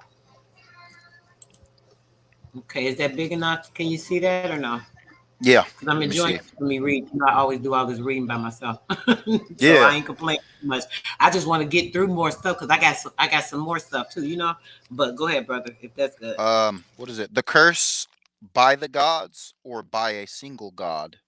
Curses in which all the gods of a selection or a selection of them are asked to bring evil on the man who breaks his oath are a characteristic of all the treaties which contain a list of maledictions and are extremely common in other Mesopotamian texts by Dr. DJ Wiseman. Dr. J. Wiseman, I've read that somewhere, outlines the history of the form as follows. The curses of the first group invoke deities by name are common to any important agreement where the terms are binding on more than one generation. One interstate documents there are first found on a Sumerian text of Entemena, a ruler of Lagash. Yeah, Lagash in the early sick, really, in the third millennium BC, and are common in treaties of the Hittite Empire, Old Babylonian, and later periods. It was customary to protect public monuments, including Kadura, or boundary stones, headstones, walls, with recorded private property and rights, with many such imprecatory clauses. These Yes. Now religious. hold on, brother. Okay, now this is time to stop.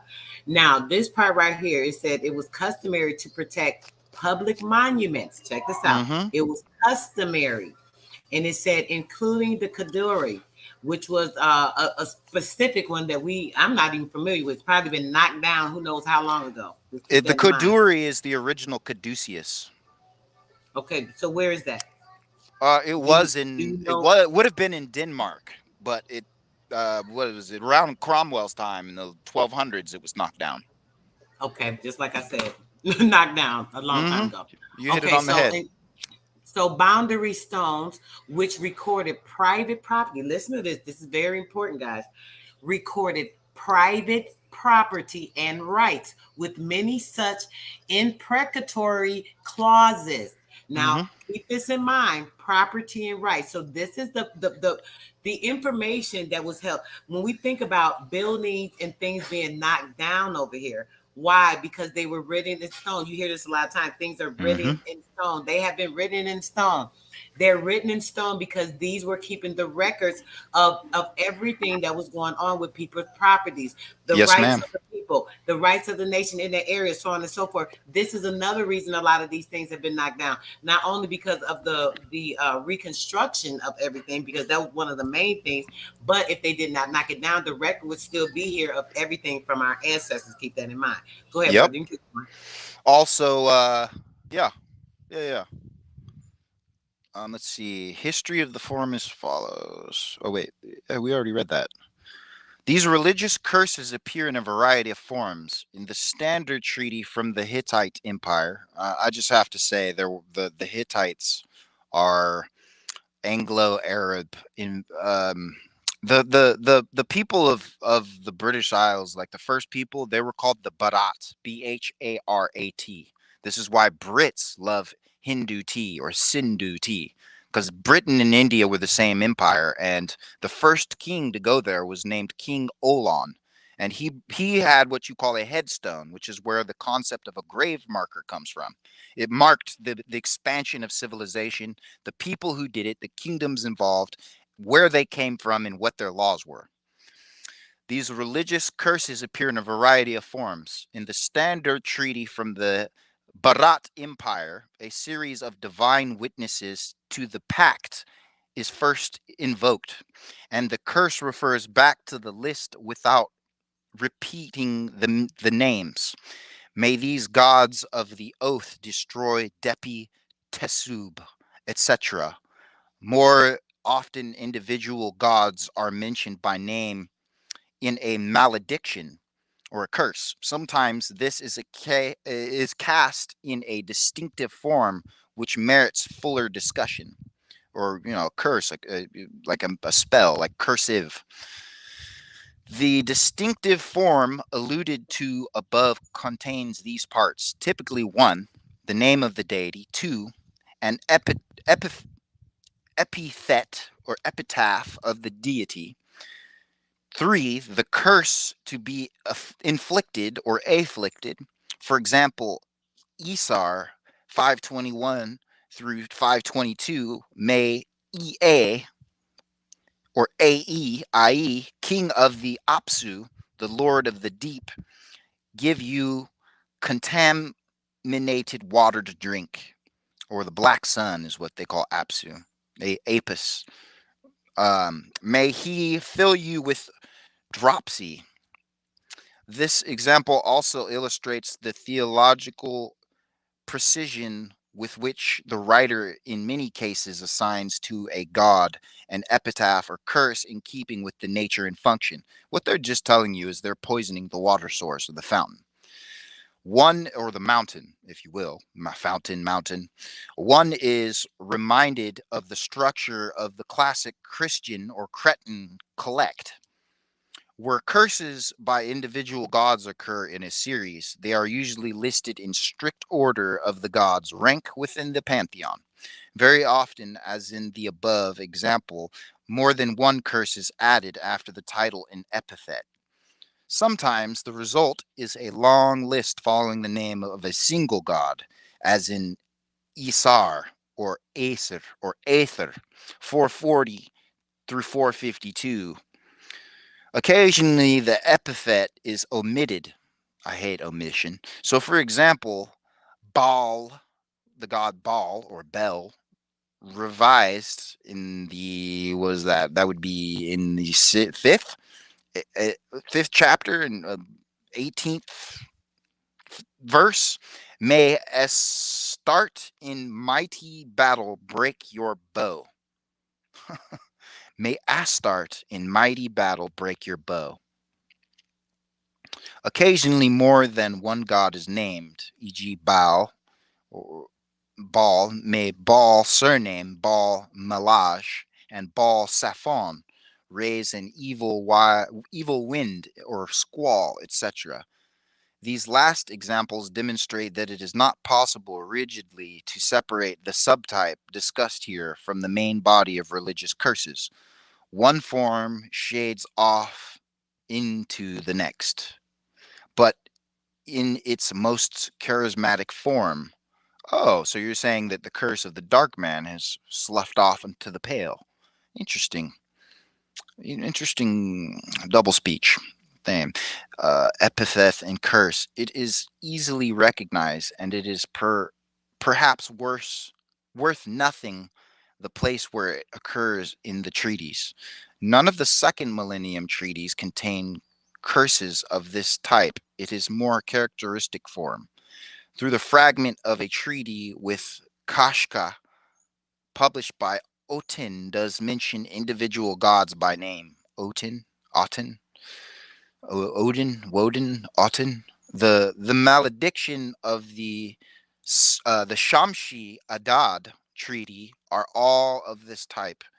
Marduk, Nabu, Enlil, Ninlil, and Ea, or Ai, and Shamash are invoked. Unfortunately, this section of the treaty is incomplete, and the beginnings and ends of the lines are broken off. Preserved portions of the Ashur Niari, Nirari, Ashur Naradu. Ashur Nirari treaty contain curses of the type evoking Sin and Adad, both being Turkish names. The Selfri treaties contain nothing strictly comparable. Individual gods are named Hadad. Oh, wait a minute ago. Hadad and Anahita. Anna as in mother, Amma, Anna, Hadad, dad and mother, but without any epithet. The Baal or Tyr treaty names Ishtar, Gola, Sibiti, Paiti Ilani, Anath Bethel, Katiba, Baal Samim or Sameme, Baal Malage, Baal Saphon, and Milkartu, Yasumnu, and Astarti, but with no epithets except for Gula and Sibiti, Gula or Gaul or Guale. Esar Hadon's vessel treaties are richest in the good God, in the God examples of this class, with name, epithet, and malediction. Ashur, Ninlil, Sin, Shamash, Ninurta, Venus, Jupiter, Marduk, Sarpanitu, the lady of the gods, Adad, Ishtar. Could we get down a little bit? Ishtar, where's Ishtar? Ishtar of Erbil. Get that? Ishtar of Erbil. Gula, Sibiti, Ishtar of question mark Palil Ea. Oh, I get it. Name being are named in above order, each name being followed by an appropriate title and one or more curses.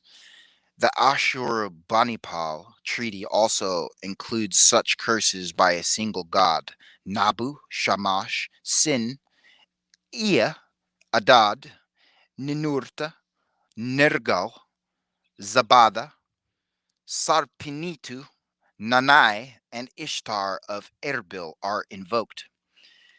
I don't know if I should be saying this out loud, to be honest with you. As Wiseman indicates, it's probably fine. They don't have the names right. As Wiseman indicates, curses calling on the gods by name occur in a text from the middle of the third millennium BC.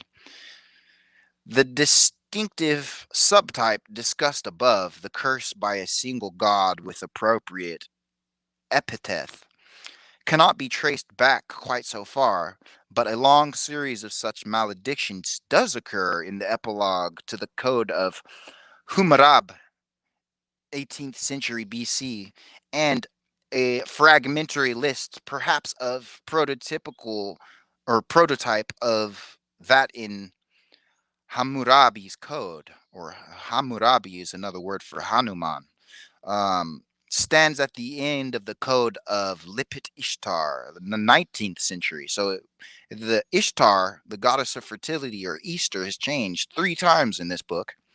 The following paragraphs are intended to illustrate in detail the. Oh, I guess that's that. Damn, did you notice that? How Ishtar's name changed 3 times? And at the end they added a modifier on the beginning of her name?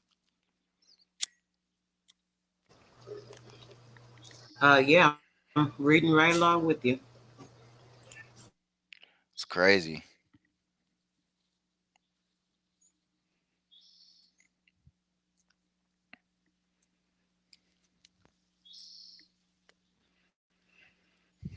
Okay, let's see.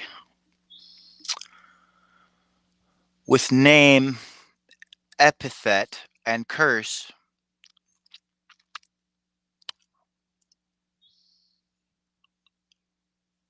where are we? The maledictions of the Shamashi Adad Treaty are all of this type. Money and Nebu, are invoked. As Wiseman indicates, curses calling on the gods by name occur in a text from the middle of the third millennia.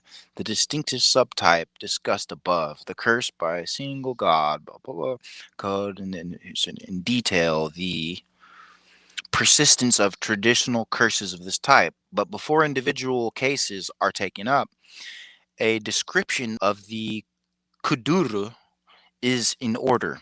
These documents will be Kuduru or the Caduceus will be mentioned repeatedly and offer the best parallels to treaty curses which invoke the Remember, gods. it just mentioned that in the other book. Remember, brother, Yeah, yeah, yeah. the Kadiri. Yep. Uh huh. Although similar imprecations also occur in the colophons to the other public documents. In most cases, the list of curses on boundary stones, like I was saying, headstones, boundary stones, are made much more elaborate and striking. The close parallel between treaty and kuduru with respect to curses is only of a general resemblance between the two legal forms. The typical early boundary stone records a grant by the feudal overlord, the king, to a subject, that donation being secured by religious sanctions. Significantly, the feudal cassite period was the time of the most extensive use of the kuduru form.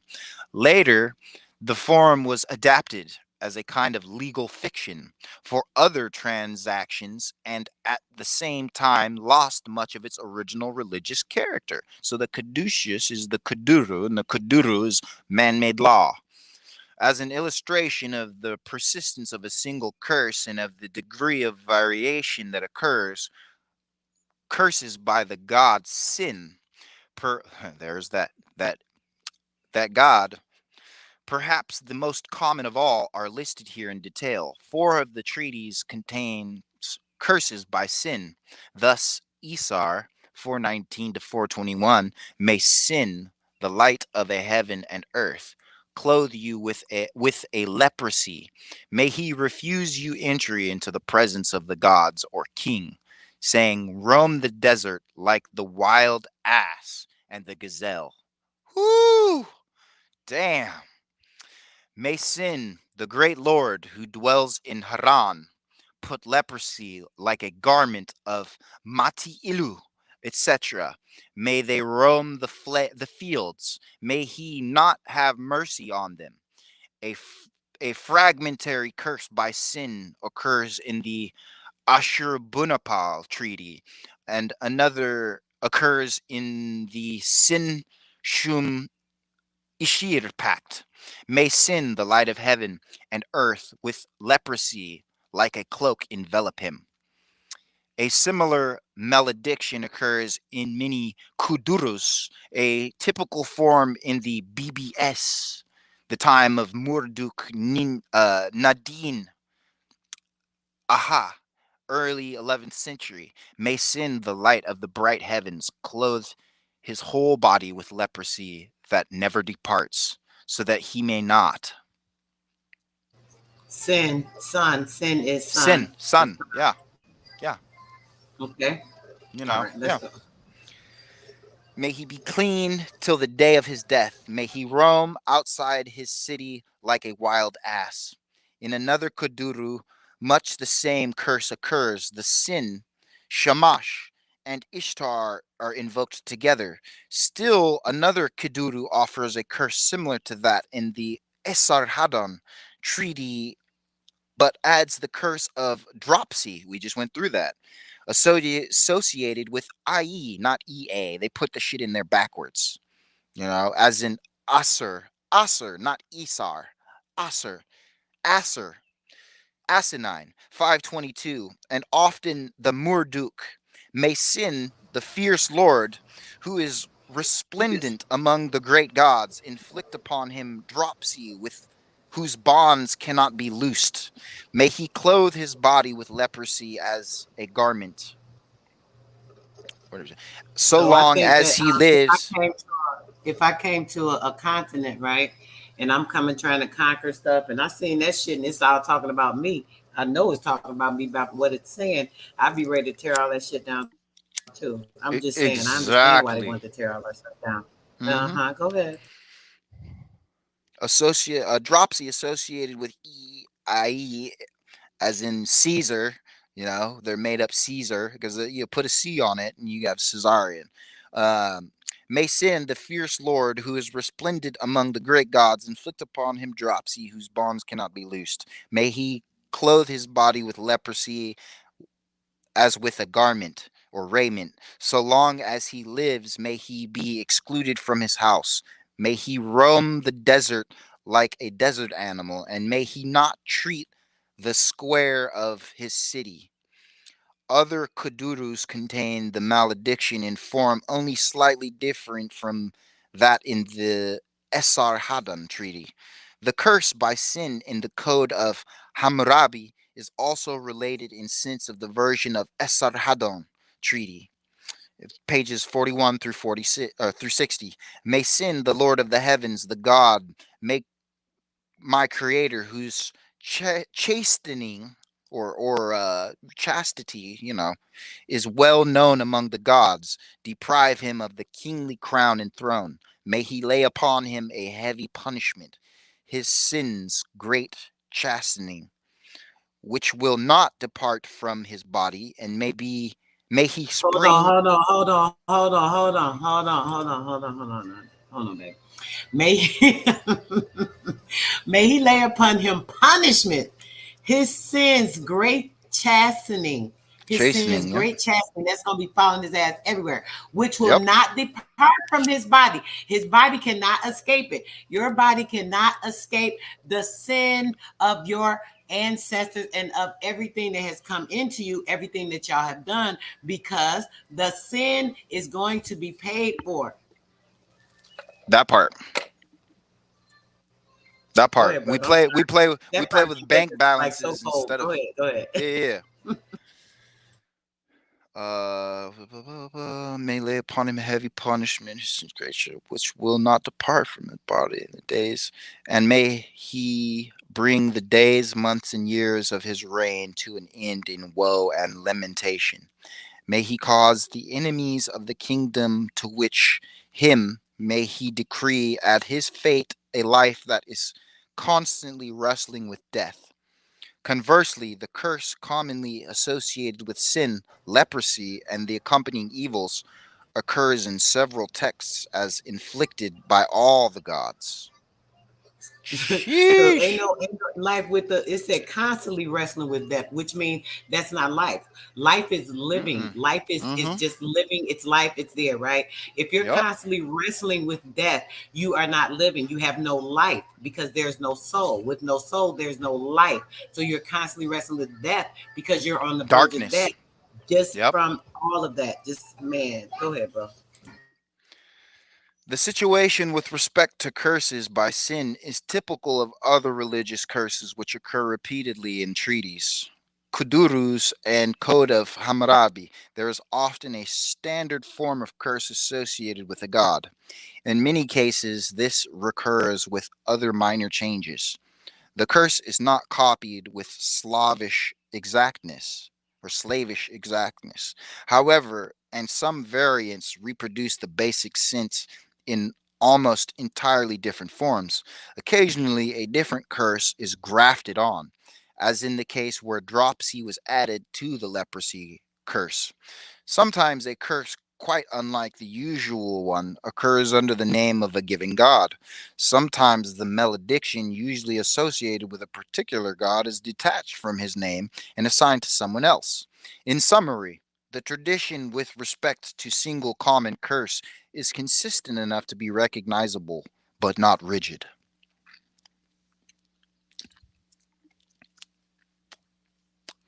Certain other deities figure very frequently in standard curses.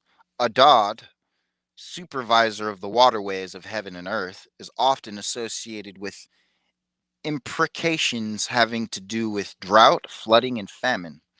Gula, the great physician, is asked to visit the victim's body with sickness, poison, and the like, so that he sweats or passes blood instead of water. Ishtar, lady of battle and warfare. No, she's not. Ishtar is the lady of fertility and culture.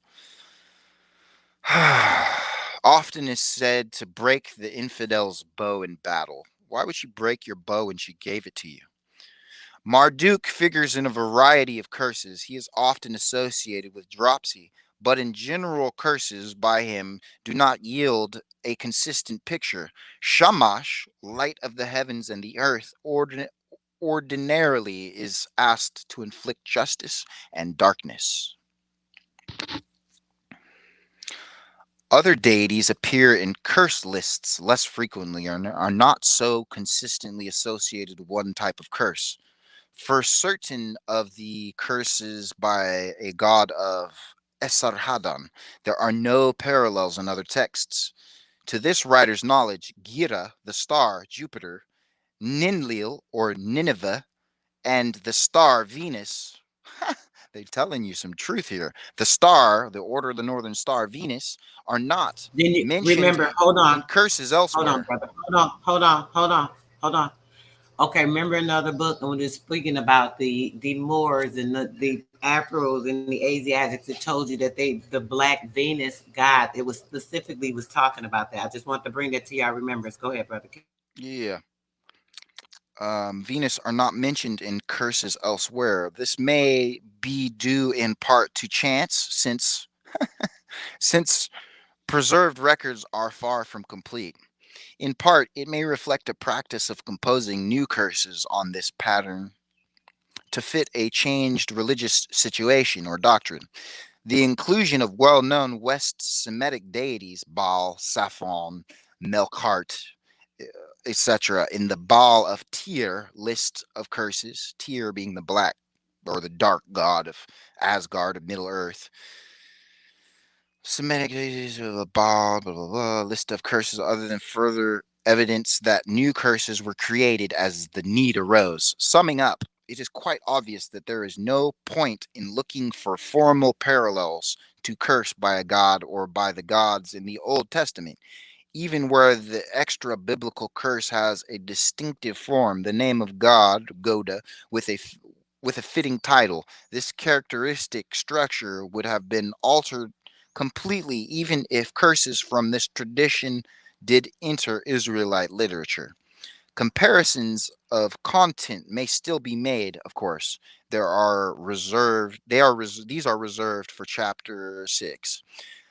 But two conclusions may be drawn from the materials gathered above, or maybe that's 15.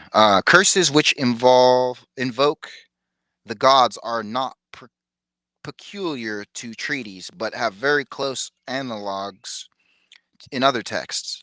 Thus, if the parallels between curses and prophetic oracles demand explanation. Ooh, damned. We shall have to ask whether these other texts might have furnished the phrases in question. We cannot immediately conclude that only the treaties could have been the source. Secondly, as far as the religious curses are concerned, it is proper to speak of traditional curses. Curses of this type were widely known and copied, if not exactly, then with some consistency by generation after generation, for more than a millennia or more than 100 years. The second major form of curse in the simile is the simile curse. This type involves a comparison cast in the form just as Akkadian ki sa kima ki Aramic ixi. So, for example, just as this wax is burned by fire, so shall arpad be burned. Sounds like voodoo or hoodoo.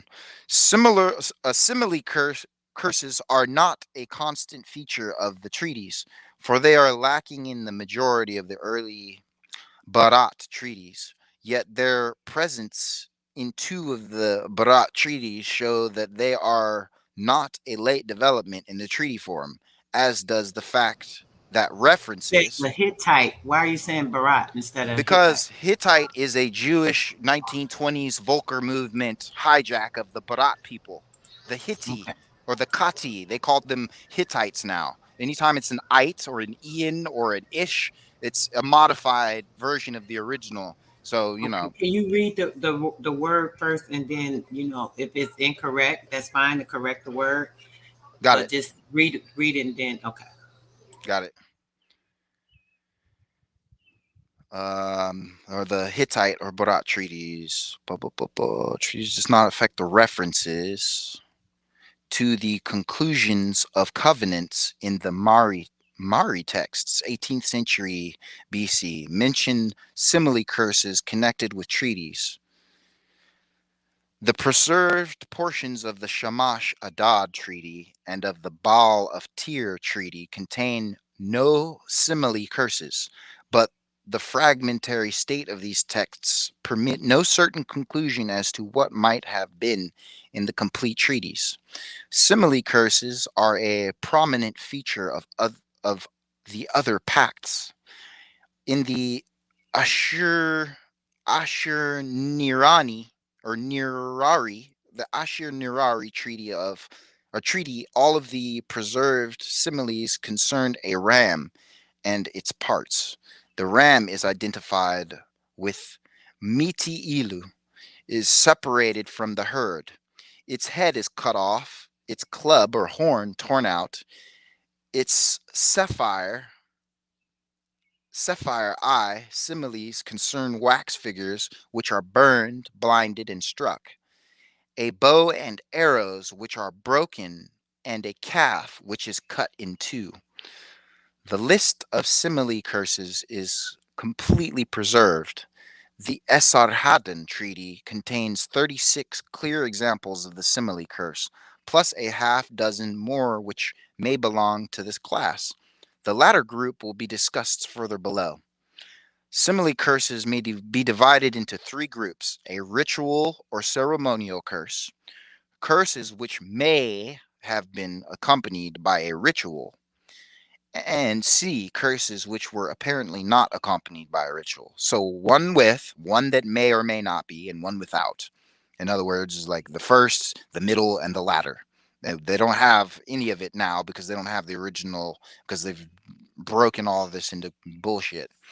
Ritual or ceremonial curses. In this type of simile curse, a demonstrative pronoun is used with the object compared, indicating that the object was present and was handled in some sort of ritual, at least when the curse was first composed. The simile curse in the Ashurinari Ashurinarari Treaty are all of this type. Thus, this head is not the head of the ram, it is the head of Mati Ilu, and just as the ram's head is torn off, so may the head of the aforesaid be torn off. Ashin. The form of most of the simile curses is sapphire. I also make plain that there were accompanied by a ritual, just as this wax, this G in B, these arrows, this calf, etc., or this calf. Only or only two of the simile curses in the Esarhaddon treaty clearly imply a ritual. In 547, as R. Borger points out, could we get a scroll down, sister? as R. Borger points out, a close parallel to that in Ashen and Acer, just as this chariot. The general connection of these ceremonial curses with ancient magical practice is obvious, for they employ common magical techniques of an analogy and substitution. The following paragraphs will point out parallels to specific ceremonial treaty curses in other texts concerning oath taking and in magical texts. The slaughter of an animal, which figures in both Sapphire or a calf and in the Ashurinari Treaty, a ram, was apparently the one ceremony most commonly connected with treaty making. It provided a technical term to cut a covenant, meaning to conclude a covenant. The expression is common in the biblical Hebrew and occurs occasionally in other language. The handling of figurines of wax or other substances is often referred to in magical texts. You mean candles? Could we get a scroll down? Magical texts. See, for example,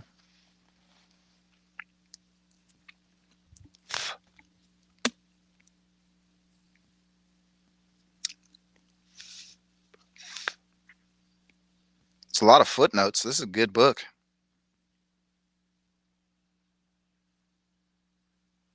Yes, I was just thinking that a lot of times I'll read them, but there are quite a few. But so we can keep it moving.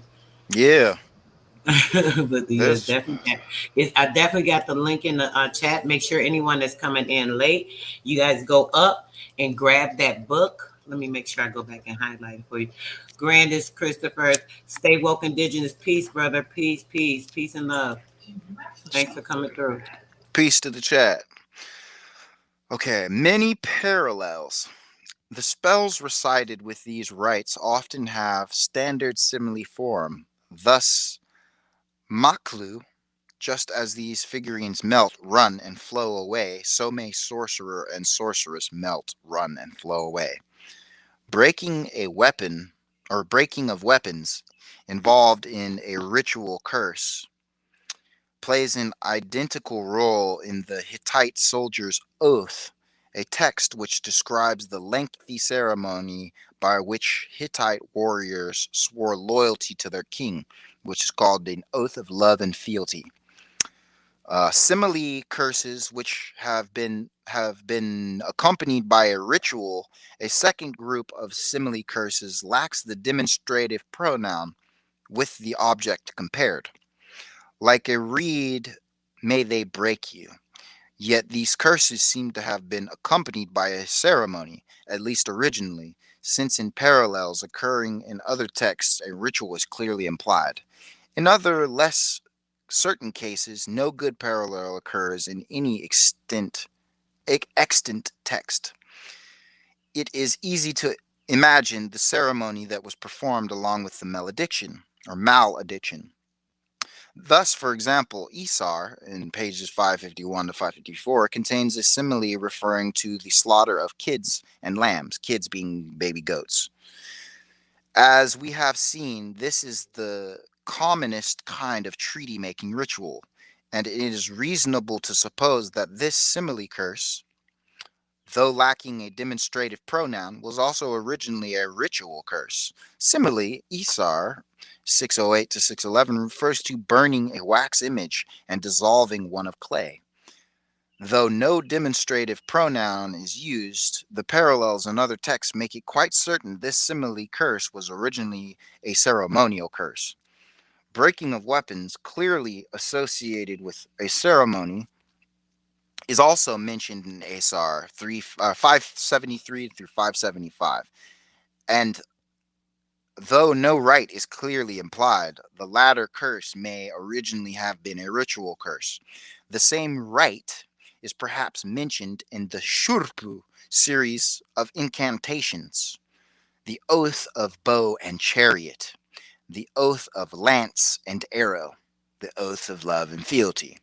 These references are very shall we say, aiconic or iaconic or iconic, following the standard pattern for which these sections of, or this section of shurpu, and not unambiguous. It is not stated that these weapons are broken, but it is usually assumed that these lines do refer to oaths sworn by bow, chariot, etc.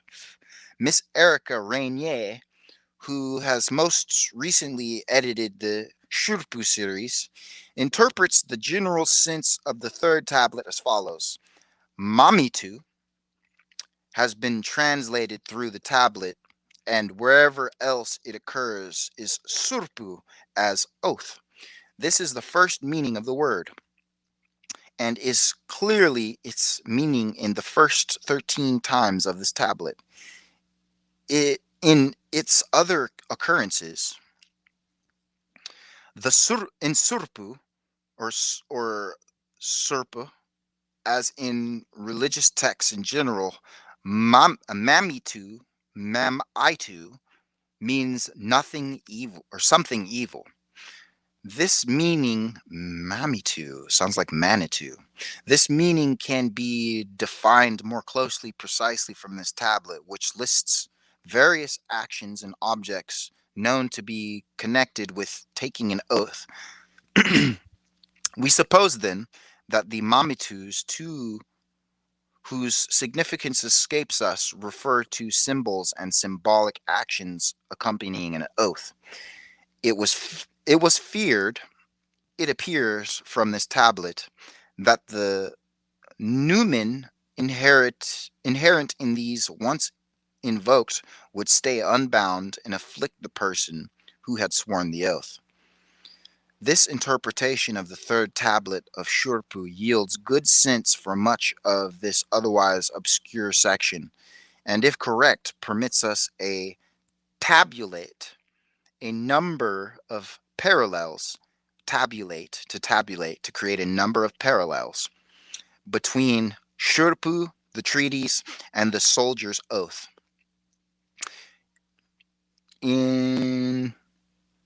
Surpu, the oath of cup or table. You will not make a treaty in the presence of the gods by serving food at table, by drinking from a cup. Wow. Well, glass means dark. So scotch would be a drink of dark people. And they're saying not drink you from a cup. The oath to break reeds in the marsh. Well, I mean, Thule reeds is what we built things with. Like a reed, may they break you. The oath of bow or chariot. The oath to overturn a chariot, but touch its equipment. Just as this chariot with its baseboard is spattered with blood, etc. Surpu.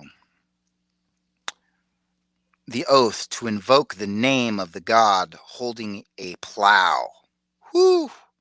Damn, you got a book on your hands here. May Shamash with an iron plow overturn your cities and your districts. Whew. Surpu, the oath to put the breast into the mouth of a small child. The oath, the drying up of the breast. Oof. Yes, don't forget to grab this book and the link, guys. I want you Oof. guys to go through this book as well. I'm What's the going to name of this drop book, this. sister? Yes, this particular book is the Treaty Curses, and it is the Treaty and Curses and the Old Testament Prophet. Oof. Damn, you got a gold mine on your hands here. There's so much dropping here I'm getting. It's crazy. Okay, I'm gonna step away for a second. I'm gonna move the page after you when you finish this real quick. Okay, the oath to put the breast into the mouth of a child, the oath to cause the drying up of the breast. Uh, what does that say? Curses, dry breasts for women, and its parallels. However, this Sifir curse seems not to be of the ritual type. Go ahead, go down. Similarly, surpu. And real quick, hold on, Zoe. Yes, bro. Exactly. In the previous book, bro, I don't know if you've been in and out. We was reading it, and it told us that it was talking about the Psalms and something. I told you guys, pay attention. We're about to get into it, and here we go. We're jumping right into it. So just want to make sure you guys are following along. Go ahead, brother. Okay. Similarly, surpu. I don't know if that's a reference to a book or a Surpu the Third. Looks like Surpu the Third.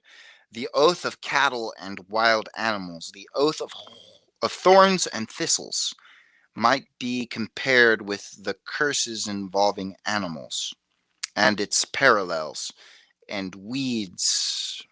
Surpu the Third mentions salt and cress. Ooh, salt and cress figure in a number of ceremonial curses and are linked in, but in these cases, the ritual seems to be different from that indicated in Serpu. The Hittite or the Bharat soldiers or the Brute soldiers oath offers a number of independent parallels to some of the treaty curses. Thus, soldiers' oath, just as salt has no seed, etc., is repeated in Bast, the ritual or bust, the ritual curse in which a man, where'd it go? The ritual curse, soldiers, treated soldiers, uh, which a man is threatened with loss of masculinity, has its counterpart with Ashen. May his warriors be women. Oh. Certain other treaty curses may be placed with this group even, though they invert or abandon the usual form of this simile curse. In the following example, the simile does not stand first, as in usual. May I Matiwaza or Methuselah with any other wife I might take, and may we Hurrians, with our possessions go up like smoke in the heavens. Hurrians.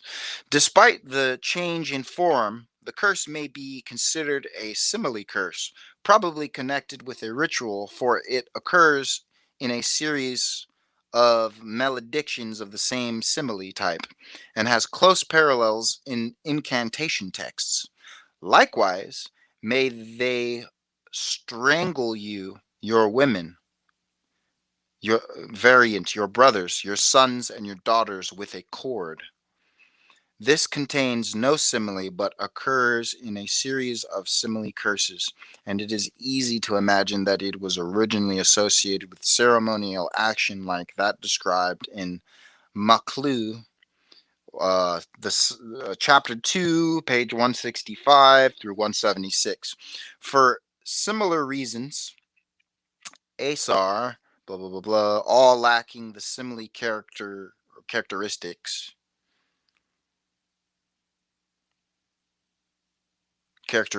of malediction in this section of the treaty, malediction, ought perhaps also to be considered as simile curses, since none of the curses discussed in this section contains an unambiguous reference to a ritual performed at the same time when the treaty was concluded. We cannot be sure that the rites implied were carried out, nor can we rule out the possibility that this was done. It seems likely that there was a development from the real ritual curse to a curse which preserved the form and abandoned the ceremony. But even this is uncertain, since, for example, breaking the bow occurs as a curse by a god long before it is attested as a ritual curse. Well, naturally, I mean, wouldn't you feel like you're cursed by a god in the middle of a battle if your bow broke? I would. Curses which were apparent, not accompanied by a ritual. For the rest of the simile curses in the Esharhaddon treaty, there are two parallels in the ritual texts, and it is difficult to imagine ceremonies which might have accompanied them, unless we are to think of the ancients collecting a snake, mongoose, stag, chameleon, fly, and tortoise, and putting these creatures through the appropriate paces. It seems more likely that most of these curses never had any connection with a ritual, since no parallels exist for most of them in any other texts. It is idle to speculate about their source. No, it's not. As general parallels to simile curses, one may also cite the Egyptian, really, the Egyptian ex, execration texts, bowls of or figurines inscribed with the names of enemies and smashed in ritual curses, which reflect a similar concept and intent. Roman and Greek treaties also occasionally were sealed by simile curses. Dang, man, this is some wicked stuff.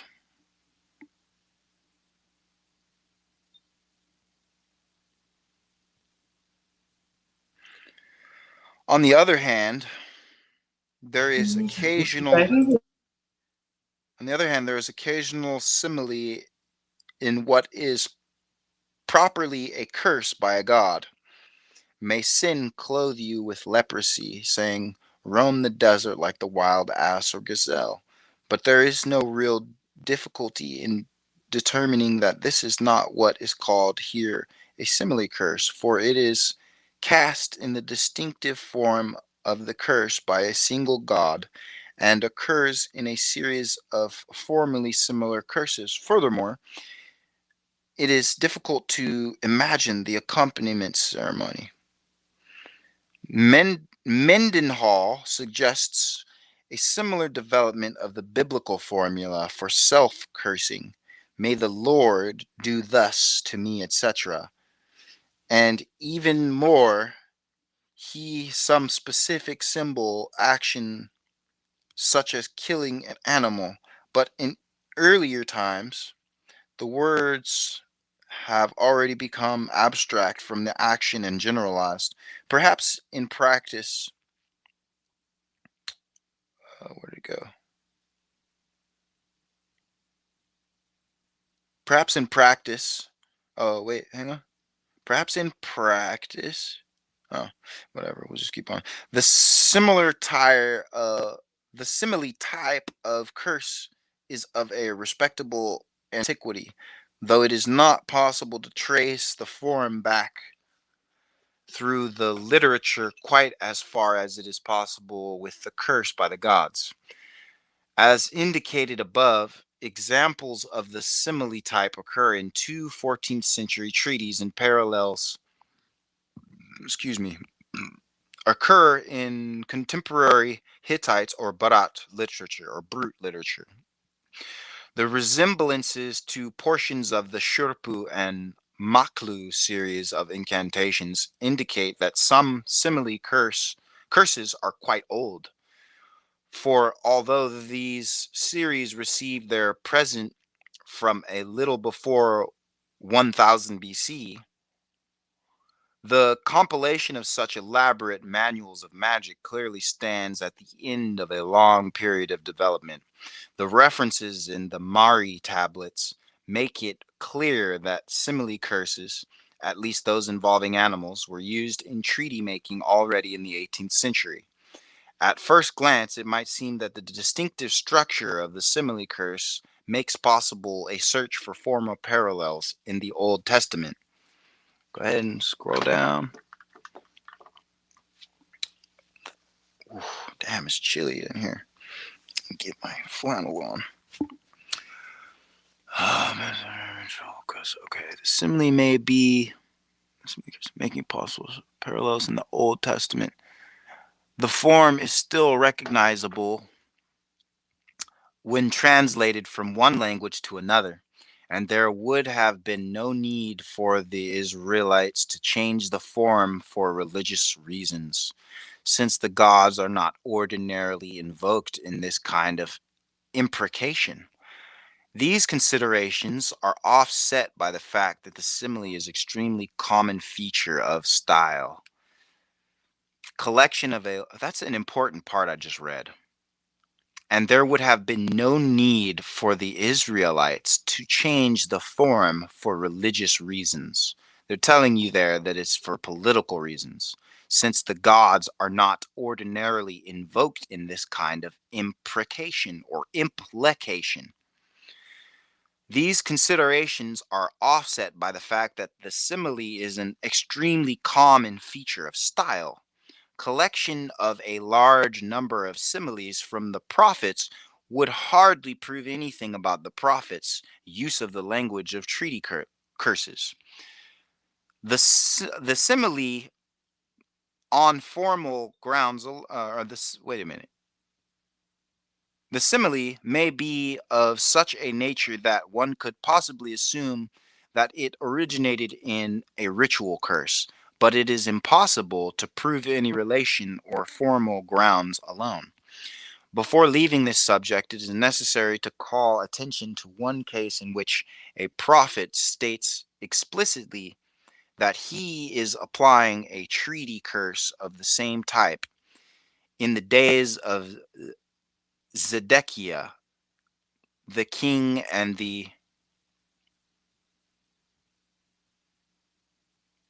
people of Jerusalem made a covenant. So, what are you talking about, Zedekiah or Melchizedek?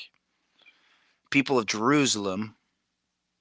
Yeah, see, that's Zedekiah. Is that Zedekiah or is that Melchizedek? Is that Melchizedek's real name? Zedekiah? Hmm. Zedekiah? You get what I'm saying? Possibly. It's about possible that's an old name for Melchizedek, because I can tell you from my Edom studies they're related for certain. People of Jerusalem made a covenant to release all their Hebrew slaves. The covenant was sworn by the ceremony of cutting up a calf, which, as shown above, would have been accompanied by a malediction identifying king and people with the calf and its fate. Later, oh, the golden idol, I get it. Later, they forced the freed slaves back into servitude. Jeremiah then announced punishment from the gods for this callous act in these terms: "And I will make the men who are transgressing my covenant, who did not carry out the provisions of the covenant which they conducted or concluded before me, like the calf which they cut in two and passed between its parts." It will be shown later that other elements of this doom oracle also are also related to treaty curses. This is, of course, a special case. The covenant was very recent. The Jeremiah no doubt witnessed its conclusion. Jeremiah's reactions to this specific case of breach of treaty.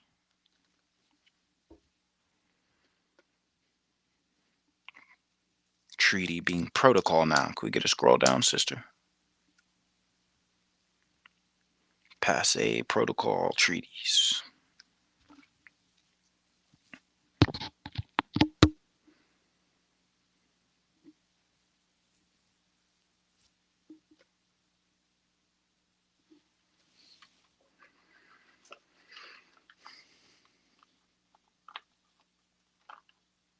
I guess Sister Scott.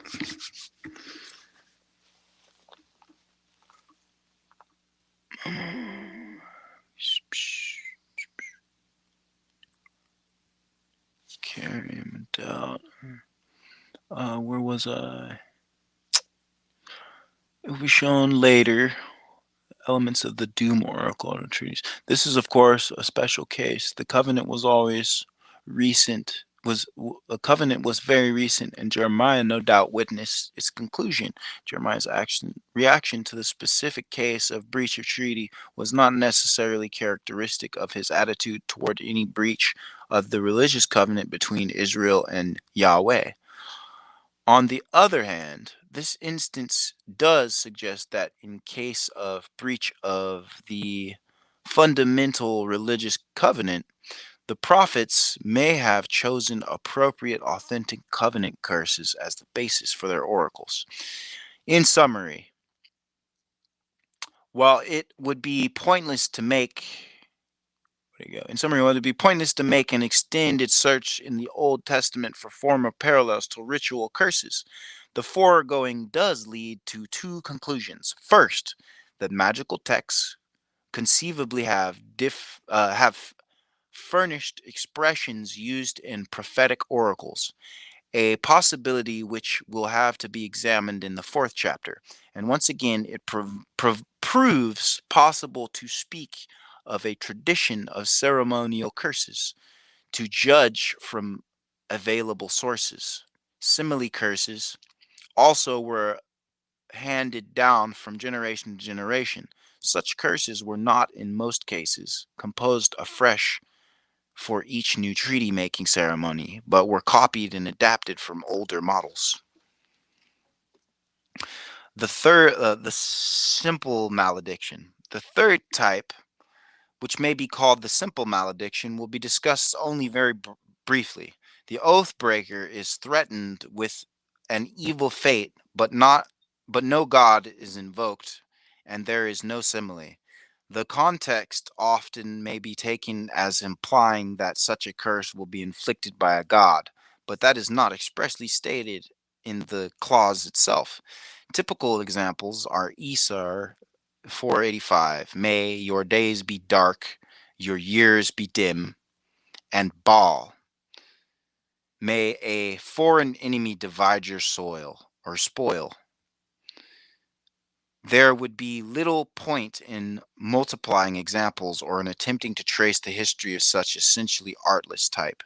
The form is attested already in our oldest international agreement, establishing the boundary of Lagash, mid 3rd millennium BC. May the people of his city, having risen in rebellion, strike him down in the midst of his city. Presumably, this kind of curse has been in use since man first wished his neighbor ill. It can hardly be considered a literary type and is useless for purposes of formal comparison with the Old Testament. It may be said, however, that certain of these curses were apparently traditional. Thus, may tar and pitch be your food. May the urine of an ass be your drink. Is near nearly identical to ashen. Oh, I get it. Occasionally, curses of different formal types have the same content.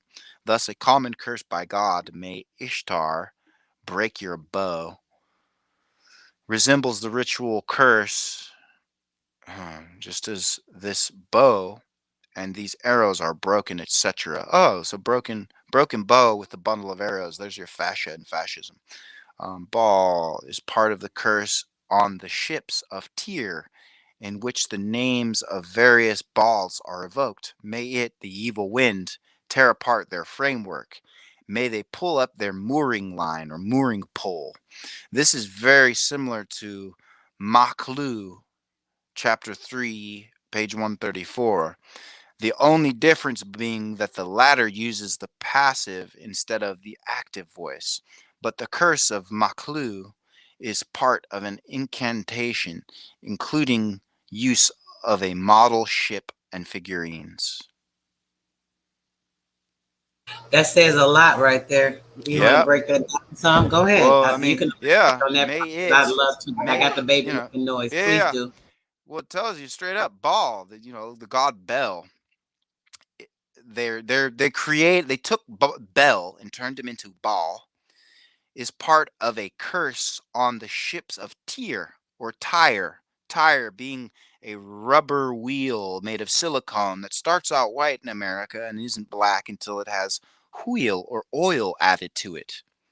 Wheel or the wheel being one of the languages of Old Norse. It's just another name for Old Norse is the wheel or wheel or oil. So may it, the evil wind, tear apart their framework. You know, this is crazy. May Ishtar, our goddess of fertility, may Ishtar, our goddess of fertility, break your bow. May our God break our bow. Just as this bow or bow, the bow of a ship, and these arrows are broken, etc. Yes, yes. Hold on, bro. I gotta. This been we've been in a minute. Let's do this one last one. I want you to go in on it if you can. Let me just pull it up. 1 second. Yeah.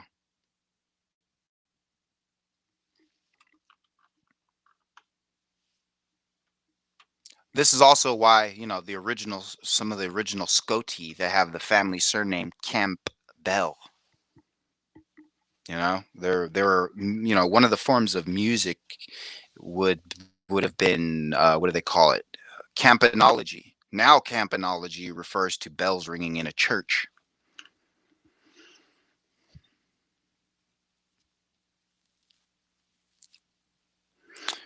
Okay. You zoom in for me, sister? That is tiny. Sheesh. Some tiny words. All right. Of the American Indian, their civilization, and the happy settlement of the fertile lands around them, I shall rejoice. And the public will be greatly obliged to you as your request incited to it. And you, I am also indebted for many interesting particulars and valuable observations. I embrace this opportunity of paying a public testimony of my gratitude for your many favors to me. Permit me also to celebrate your public spirit, your zealous and faithful service of your country, your social and domestic virtues, etc., which have endeared you to all your acquaintance and to all who have heard your names. And may you, more illustrious than can any high sounding titles, wait, and which have endeared you to all your acquaintance and to all who heard your names, and make you more illustrious than can any high founding titles. All who know you will readily acquit me of servility and flattery in this address. Ooh. So all who know you will readily acquit or stop you of servility and flattery. So, that's deep. This is a great passage. Dedications founded on these motives are the disgrace of literature and an insult to common. Oh shit! I have a crack in my screen. And an insult to common sense. There are too many influences on this prostitution in Great Britain, for it is to be suffered in America. Numbers of high seated patrons are praised for being divine wisdom and godlike for their divine wisdom and godlike virtues, and yet the whole empire is disconnected, and America in strong convolutions or convulsions, and America. Okay, let me say that again.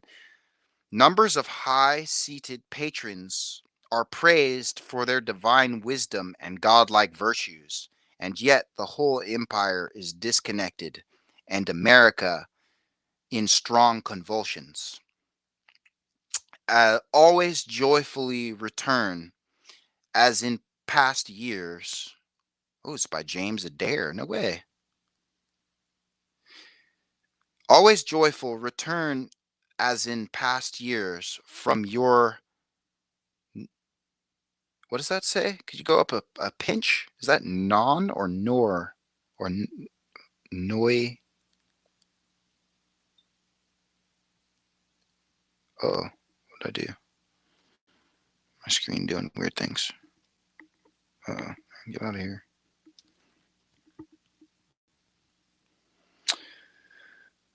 Your non-pitiable houses always joyfully return in the past years from your non-pitiable or pitiable houses, while this dedication stands as a small proof of the sincere attachment with which I am, gentlemen, your most obedient, humble servant, James Adair.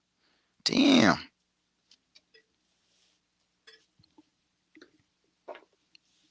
What passage is that book from, Sister Emma? Look at that PRE on the bottom. Is that a preface of a book? It has to be.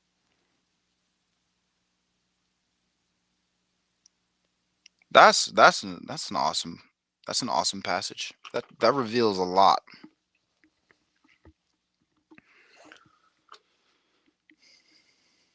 So basically, James Adair is telling you that like he's paying a debt of gratitude to the Americas.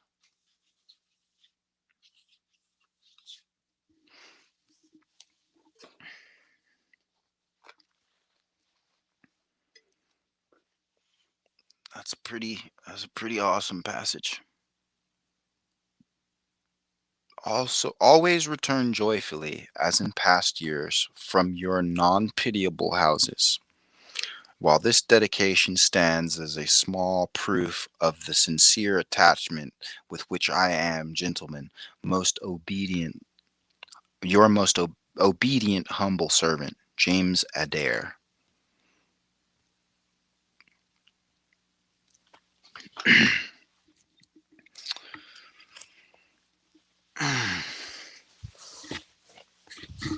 You there, Sister Soulmate?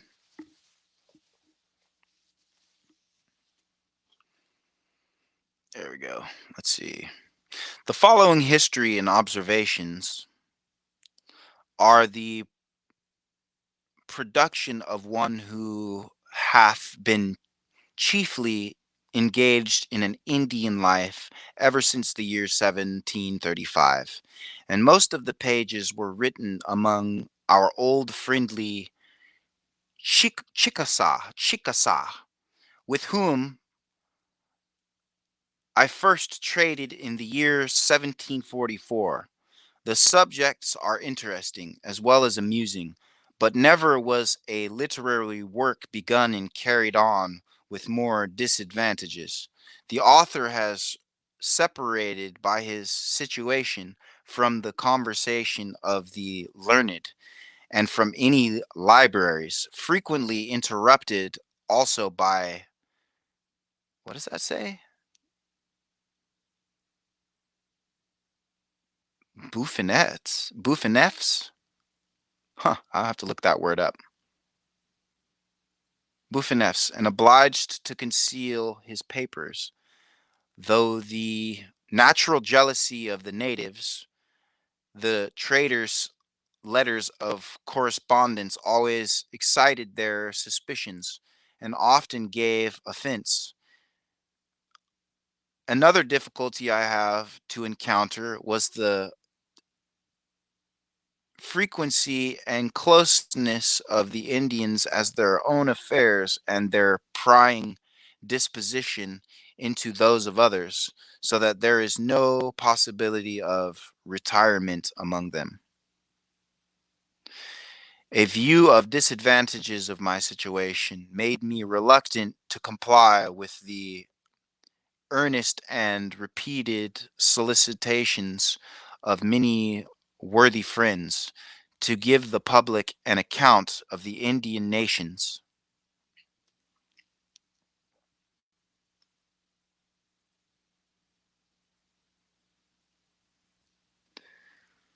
Scroll down for me, sister. Give an account of the Indian nations.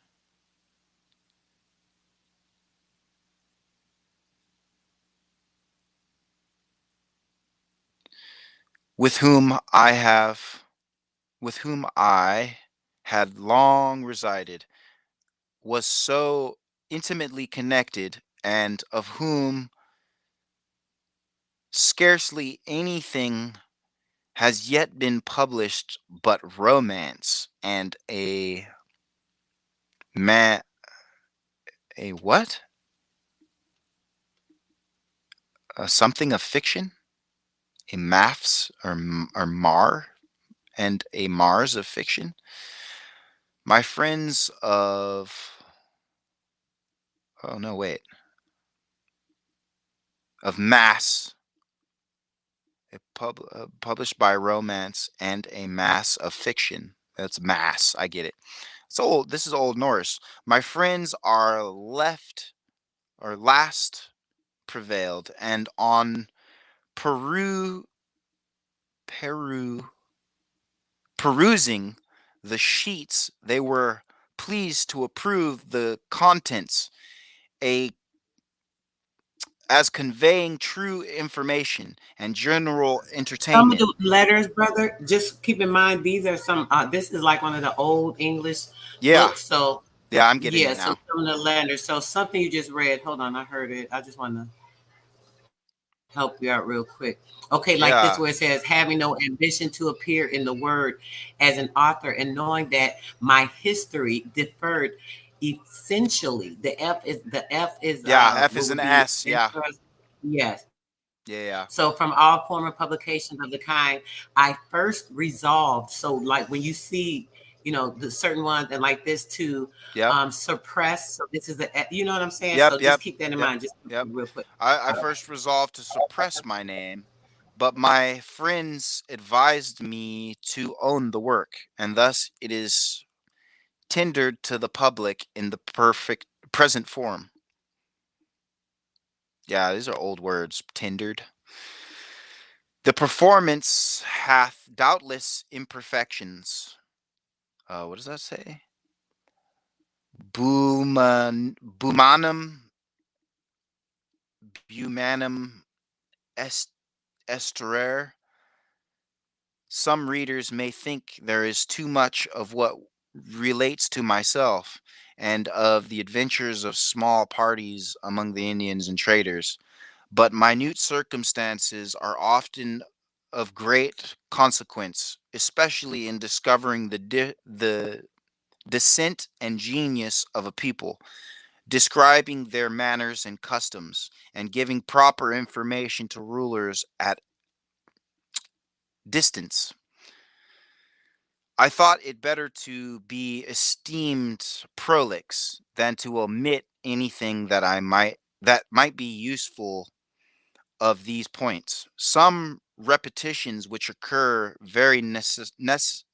were necessary. The history of the several Indian nations being so much intermixed with each other, and this custom and their customs of near so nearly alike. One great advantage my readers will have. I sat down to draw the Indians on the spot, had them many years standing before me, and lived with them as a friend and brother. My intentions were pure when I wrote. Truth has been stranded. Truth has been stranded, and I. Go ahead and go down. Could you go down?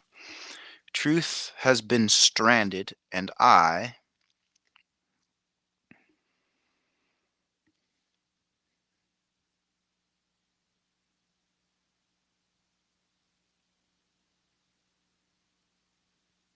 have no sinister or mercenary views in publishing.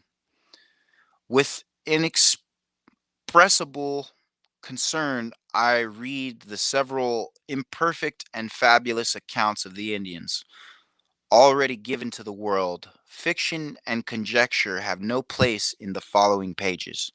The public may depend on the fidelity of the author, and that that his descriptions are genuine, though perhaps not so polished and romantic as other Indian histories and accounts they have seen.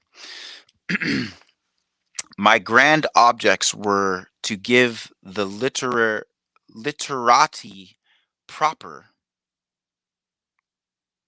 Oops, things jumping everywhere.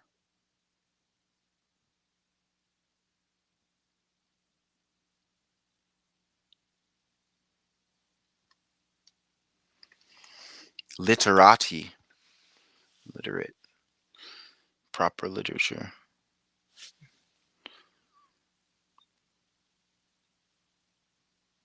That's a great book. Oh, look at that. East Florida. East Florida. That's my people's homeland. Everything on this map right now. That's what's up.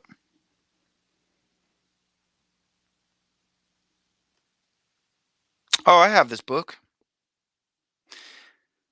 The Indians are of a copper or red clay color, and they delight in everything which they imagine may promote and increase it.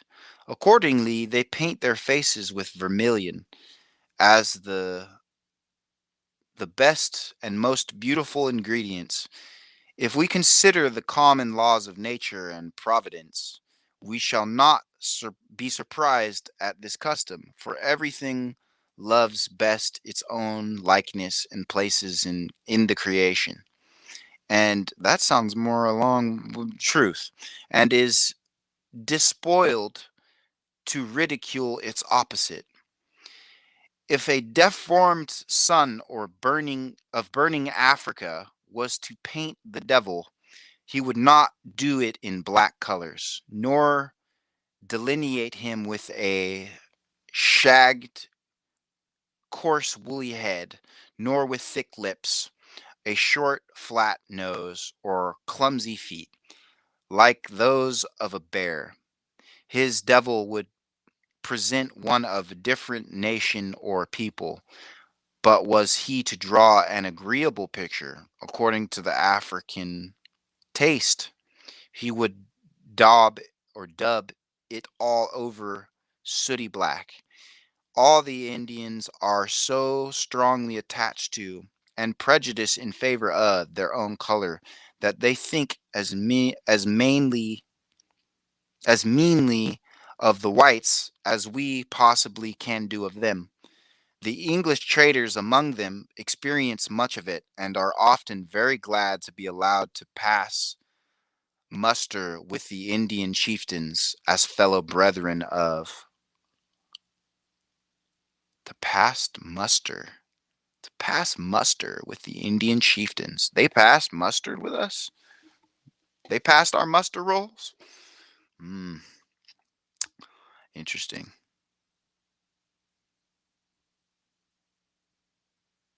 This must be one of the people that was working with the Tories. This guy must be a Tory of the human species.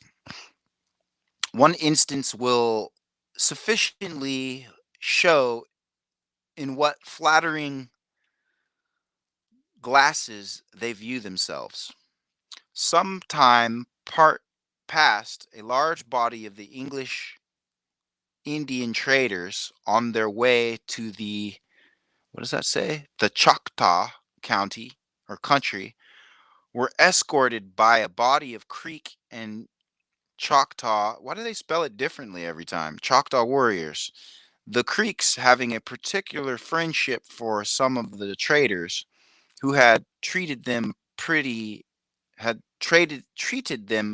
liberally, took this opportunity to chide the Choctaws before the traders in a smart thought, in a smart though friendly way, for not allowing to the English the name of human creatures.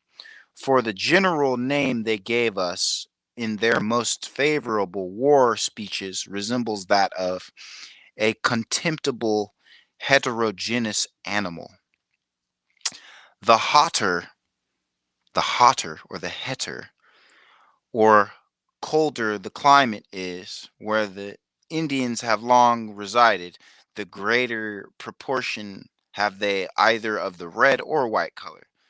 I took particular notice of the Shawano Indians as they were passing from the northward within 50 miles of the Chickasaw. There they go spelling shit again to confuse you. Or maybe they just spelled that poorly. It seems they had really shitty English.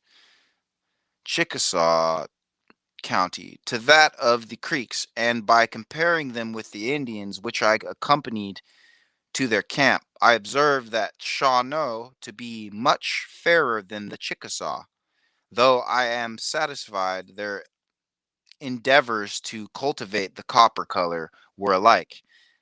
Many incidents and observations led me to believe that the Indian color is not natural, but that the external difference between them and the whites proceeds entirely from their customs and method of living, not from an inherent spring of nature, which will entirely overturn Lord Kame's whole system of color and separate races of men.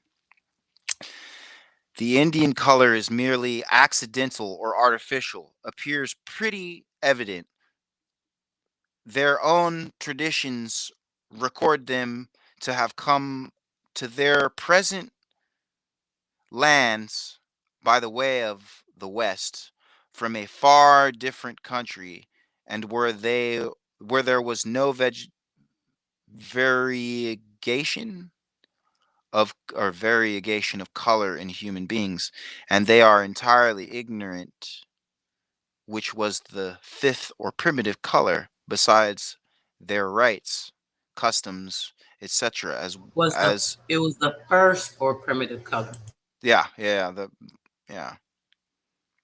as we shall presently see, proves them to be orientalis or orientals, and as the difference of color among the human species is one of the principal causes of separation, strife, and bloodshed. Would it not greatly reflect on the goodness and justice of the divine being, ignominiously to brand numerous tribes and their prosperity with a color odious and hateful in the sight and opinion of those of different color? Some writers have contended from the diversity of color that America was not peopled from any part of Asia or of the old world, but that the natives were a separate creation. Of this opinion is Lord Kames, and which he labors to establish in his late publications entitled Sketches of the History of Man. But his reasoning on this point for a local creation is contrary both to revelation and facts. His chief argument that there is not a single hair on the body of any American, nor the least appearance of a beard, is utterly destitute of foundation and can be affected by all who have had any communication with them. Of this more presently, So moreover, different from the hairy man, huh? yeah, They, yeah, it sounds shocking to them because they're totally different from the hairy man. Go ahead. yep. Moreover, to form one creation of whites, a second creation of the yellow for the yellows, and a third for the blacks, is a weakness of which infinite wisdom is incapable. Its operations are its operations are plain, easy, constant, and perfect. The variegation, therefore, of colors among the human race depends upon a second cause. Lord Kames himself acknowledges that the Spanish inhabitants of Carthagena in South America lose their vigor and color in a few months. It says it He's lost talking their vigor and their color in a color in a few few months. They months. must be It talking took a few months for the Spanish to come in and to invade. And within those few months of the Spanish inhabitants of Cartagena in South Yep. America, they lost all of their color. They were That whited part. out within a few months. That's like crazy. In months. Yep.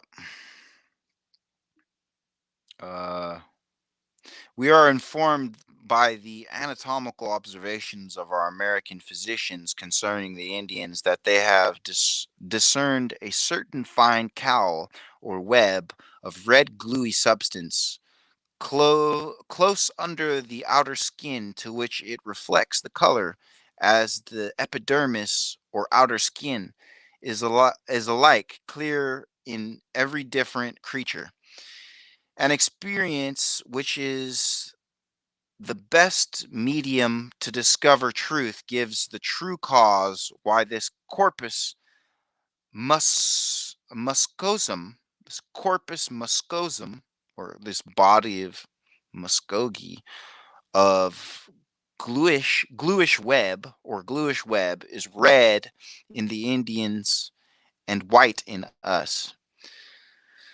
The parching winds and hot sunbeams beating upon their naked bodies in their various gradations of life necessarily tarnish their skins with the tawny red color. Add to this their constant anointing themselves with bear's oil or grease mixed with a certain red root, chicory, which by a peculiar property is able alone in a few years' time to produce the Indian color in those who are white born and who have even advanced to maturity. These metamorphoses I have often seen.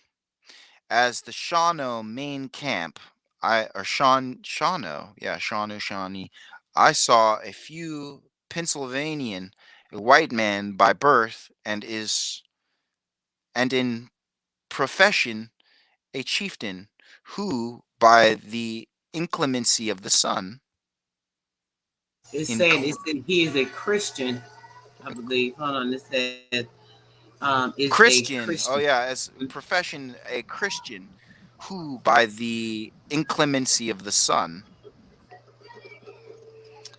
and his The endeavors of sun. improving, Mm. of the sun, and his endeavors of improving the red color was tarnished with a deep and Indian hue as any of the camp, though they have been in the woods only the space of 4 years. So they're telling you that niggas was able to make a pale man into a nigga in 4 years with clay in the sun, and clay and roots and oil, suntan oil, basically. We Basically may, telling them, yep, helping them to get from that pale color. We gonna help you. Come on, white man, because you just too damn pale. You need some color on you. We gonna put some of this on you. We use this red clay, so let's put a little of that on you. Now you stay out in the sun, and the clay was help protecting them burning, from the melatonin. yep, What is it, melatonin? melanoma, melatonin, yeah, Melanoma. So yep, the sun will help protect them from that. I mean, the mud, the red clay will help protect them from that. vermilion, Help yep, them, So just check that yep. out. Go ahead. We may easily conclude then what a fixed change of color such a constant method of life would produce. For the color being once thoroughly established, nature would, as it were, forget herself, not to beget her own likeness. Besides, may we Hold on, not. hold on, hold on, hold on, hold on. How that's gonna happen? It said nature will forget herself, not to forget her own, right? So it's saying it's implicating that okay, by perpetrating and putting on this color and giving them a little more sun than they're used to because now they're getting that real good ray and they got the good air and all this stuff. They're saying that it was going to trick nature into believing that they were one of Yep, us. That's what it's yep. implying. But damn well that's a lie. Keep on. Okay, hang on a sec. My eyes getting tired. Forget her own. Besides, may we not suppose that the imagination can impress the animal. The immaculate. Well, it says animal culte. And Cultier. immaculate. Animalcule. Oh, AE is T. Got it. Uh, animalculate. In the time of copulation by its strong, subtle power, which at least such an external similitude as we spoke of. Dude, I hate these fucking words. I'm tired of reading this shit. The sacred oracles and chieftain registers, as well as Indian traditions. Dude, this is like reading. This is like reading. This is like reading Muskogee, but it's like backwards. This shit is fucking with my head because I know how to read Muskogee. Okay, let me go from here, bro. Okay, and it says, support the sentiment. The color of Jacob's cattle resembled that of the peeled rods he placed before them in the time of conception. I'm gonna read that again. The color Yeah, of yeah, yeah. Jacob's cattle resembled that of the peeled rods he placed before them in the time of conception. We have good authority of a Spanish lady who conceived and was delivered of a Negro child.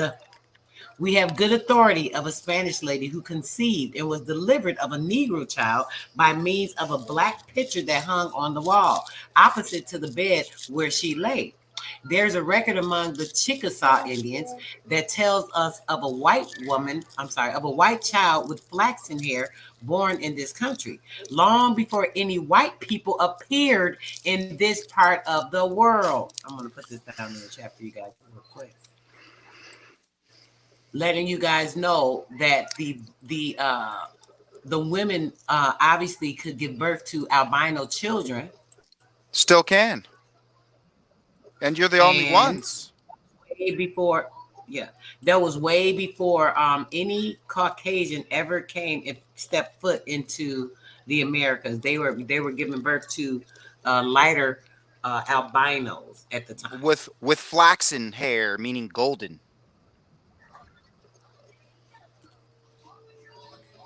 Okay.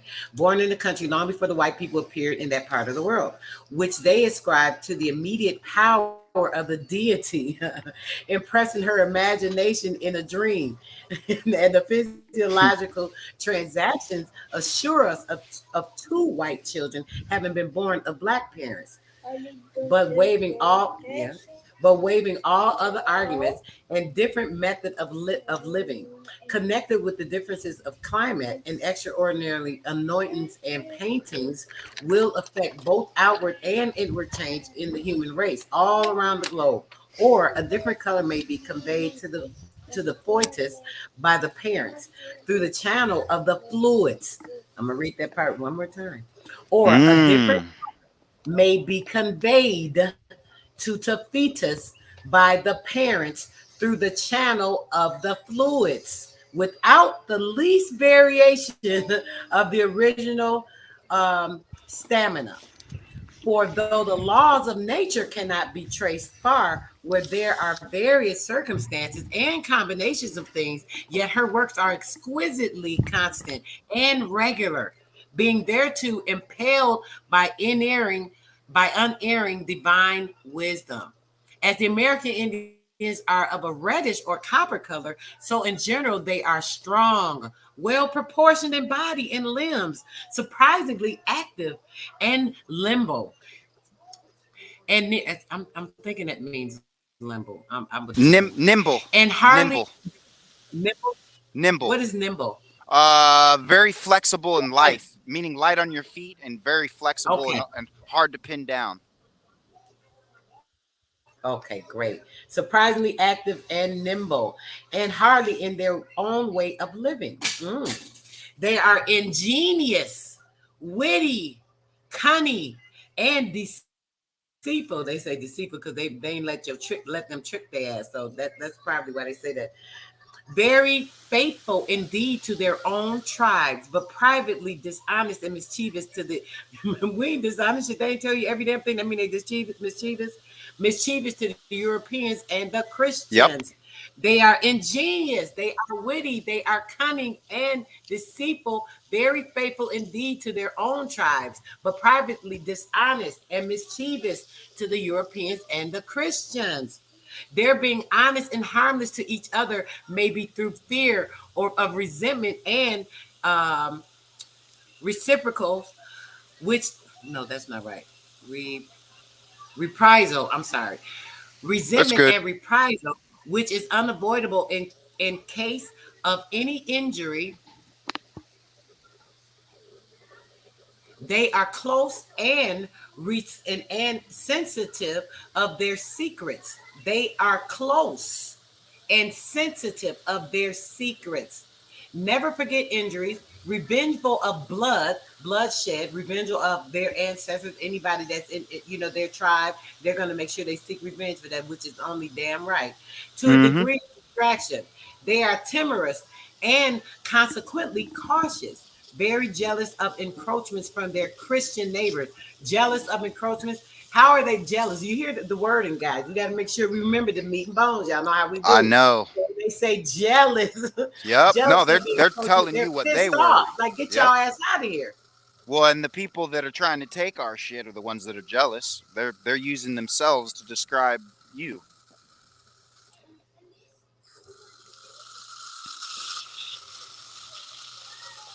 Like, why would we be jealous? We own everything here. You get what I'm saying?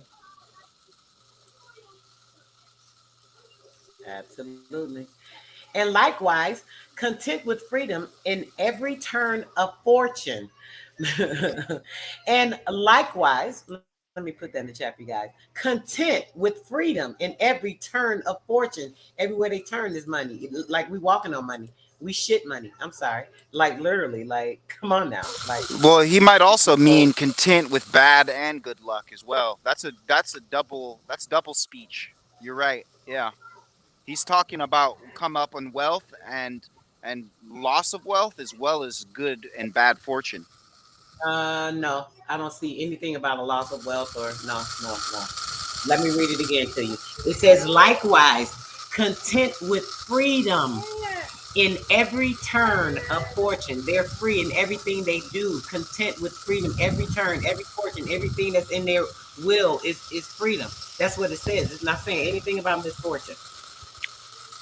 They are possessed of a strong, comprehensive judgment, can form surprisingly crafty schemes. Just come up with ideas. They talking about crafty scheme. They're like, damn, that was a crafty scheme. No, it's just an idea. It's just the imagination, something we just born with. That's the funny part of that. And conduct them with equal caution, silence, and address.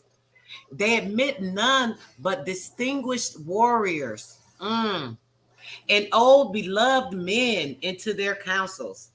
They are slow, but very persevering in their undertakings, commonly temperate in eating, but excessively immoderate in drinking. They often transform themselves by liquor into the likeness of mad foaming bears. Now let's talk about that for a minute. First off, who brought them that? We didn't. They didn't have that.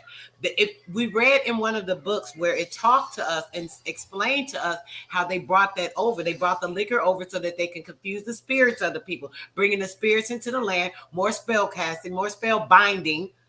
So where they're sitting up here saying this is a blatant damn lie. This is just what they do. No, it ain't what they do. This is what y'all brought over for them to start doing. And this has became a part of their culture with some of them. And more so with the red men because they were part of their culture as well. They were in and out. They're like straddling the fence. You hear about straddling the fence. That's because they half this and half that. We're not really the Indians, but we're gonna play like it because we're playing along with these people so we can take over. And now we're under their governance. So now we're also under their mindset because we have to be controlled by their spiritual influence. So they like to influence these people with the liquor. Just keep that in mind. It wasn't nothing that we was just doing. We ain't think about that. We didn't need those spirits. We had natural damn spirits. It came from within us. We didn't have to get nothing from outside, pour inside our body, make a chemical imbalance within our. Okay, I get it. And doing all of that, that was all of us. Okay, all us, all us. We didn't need anything GMO to enhance the spirit within us. You know, something that's natural in the body. You know what I'm saying? It's like real crazy. Yes, ma'am. I mean, we had alcohol, but it was elixir, not alcohol. Like it was Yes. used for medical purposes, for tinctures. We didn't drink that shit straight. Okay. It says the women in general are of a mild, amiable, soft disposition. The women in general are of a mild, amiable, soft disposition. But don't they always try to say that the black woman is so angry? The black, Well, that's what they now, label us. because you've The been black. fucked with by a bunch of weirdos from overseas. I mean, yeah, I mean the whole point of women's liberation was to get it our sisters by using the pale woman to get in the work first and then get at our sisters because y'all are the biggest influence and demographic of money spenders.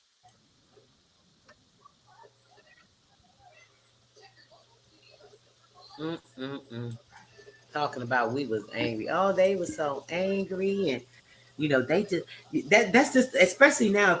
What was it? The last maybe 3 years they've been having that big thing. Making it a point about the angry black woman. It may have even been longer, shorter than that. I think it's only been a They've couple been making it. years. Yeah. Yeah, it's been a few years, right? Since the BLM bullshit, since the Bureau of Land Management came out with their fucking Soros funded weirdness. Right.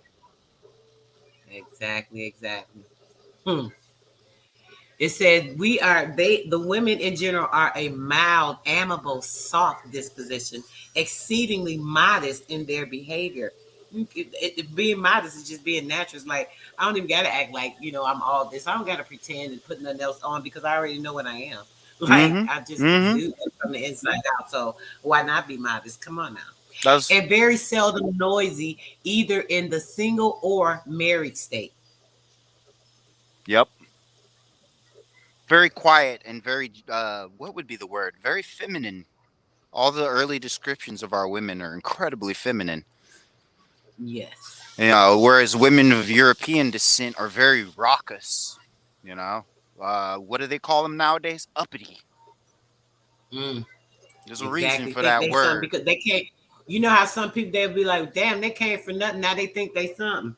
You Yeah. came from nothing. Now you think you something. Taking on, presuming, taking something else on that's not you. So you're pretending. You're acting. You're perpetrating a damn fraud. Yep. They're a whole foundation of the national foundation of the arts. Actor, thespian. Complete theatrics. Yep. This Complete entire this entire theatrics. Western world is nothing but complete legal acts, legal fiction.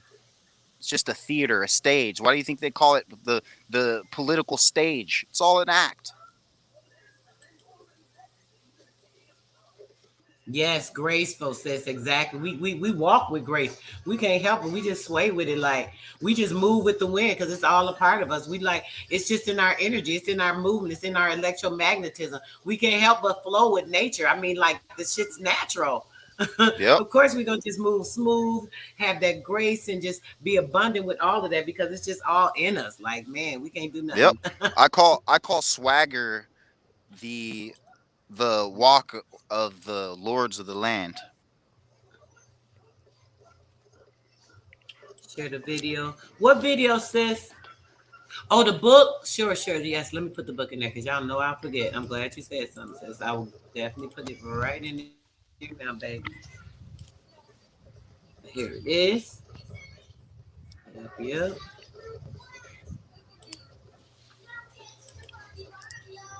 You read a lot, don't you, sister? Yes, brother. I love, especially when it's like information that kind of can like prove facts or, kind of confirm things for myself. Mm-hmm. So when I do, a lot of times, like I might be reading something, and then some will pop up. I'm like, oh yeah, I remember this book. I'll be searching and searching. I'll find this. Like sure enough, it'll have something that coincides. 4, 5. Good job, Cookie.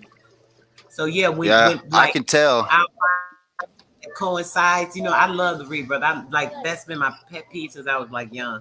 I could tell, Yep. especially because your computer sounds like my last laptop when I had like 60,000 books in it. Yes, yes. That little click sound that sounds like the early computers from the 80s when you had the floppy disk. Like I could tell you read a lot. Yeah, I love to read. Yeah, it's It has to be something that's edifying. It has to be something that's beneficial, confirmation, and it's usually something I'm researching, studying. Like if I get into a study on something, then it'll take me into something else, and it's like, oh snap! Then I'll find, you know what I'm saying. So mm-hmm. it's usually like just blended, going from one thing to the next. You know what I'm saying? I try to I keep do. things. Yes, yes, yes. So everything cross references at a certain point. Once That's you get right. enough drop, it's like you can just start cross referencing things from books that are just accounts, and you can pick all the nonsense out if you have the etymology under your belt. Oh, sis said the video. Share the video. Okay. Oh, sis, you put a video. I don't see it in the chat. Does she Let me have a double. wrench? Because if she doesn't have a wrench, she She can't should have a share. rich. Hold on. Let me see. Let me double check now, just in case. Hold on, sis. Let me double check and make sure you got a wrench. Oh wow, thanks for saying that, bro. She don't. That's crazy. There we go. I had mad people that last week I had people in there like, sis, where's my wrench? I'm like, dang, I ain't know what happened to it. There's a few people just disappeared, I guess. Sis, it was your wrench wasn't there for some reason, but it should be there now. Put it in the chat, sis. It's because she shares I too can much give good you a link. information. That happens to me after I do a good build with somebody, and then I'm not in there. I don't have a wrench on their channel anymore. Wow. It's happened on Chief's Holidays channel, I think 2 or 3 times now. And recently it happened on Chris Cypher's channel. I didn't have a wrench. I was like, huh? You want juice? Okay, baby. I'm gonna get some juice. Bro, can you Yeah, read just a little bit of this one real quick while I grab some juice? yeah. Let's see. Where were you? I From the just put top? it right back. Got it. Yep, right from the top, bro. The I'll be men right back. are expert in the use of firearms, in shooting the bow and shooting the feathered dart and tomahawk into the, what does that say? The flying enemy? It must be flying, or yeah, that must be flying. They resemble the lynx with their sharp, penetrating black eyes and are exceedingly swift of foot, especially in long chase. They will fletch they will stretch away. Let me zoom in through the rough woods by the bare track for 200 or 300 miles in pursuit of a flying enemy. Damn. With the continued speed and eagerness of a staunch pack of bloodhounds till they shed blood. When they have allied this, they're burning. What does this say? When they have allied this, their burning thirst, they return home at their leisure, unless they chance to be pursued, as is sometimes the case. Case being cafe. Damn, look at that. Whence the traders say that an Indian is never in a hurry, but when the devil is at his heels. It is remarkable that there are no deformed Indians, however. They are generally weaker and smaller bodied between the tropics than in the higher latitudes, but not in an equal proportion.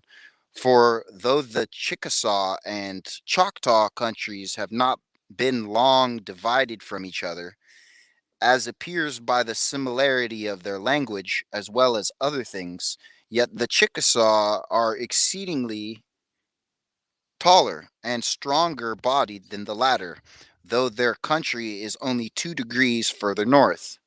Such a small difference of latitude. Well, it has nothing to do with the location, bonehead. It had to do with the original genes. Mayans were typically shorter than the Yama people. Like, they may be cousins, but, the variations. Yamas are giant killers. Yeah. Okay, where were we? It is remarkable. However, they are blah blah blah blah blah blah. A lot of the other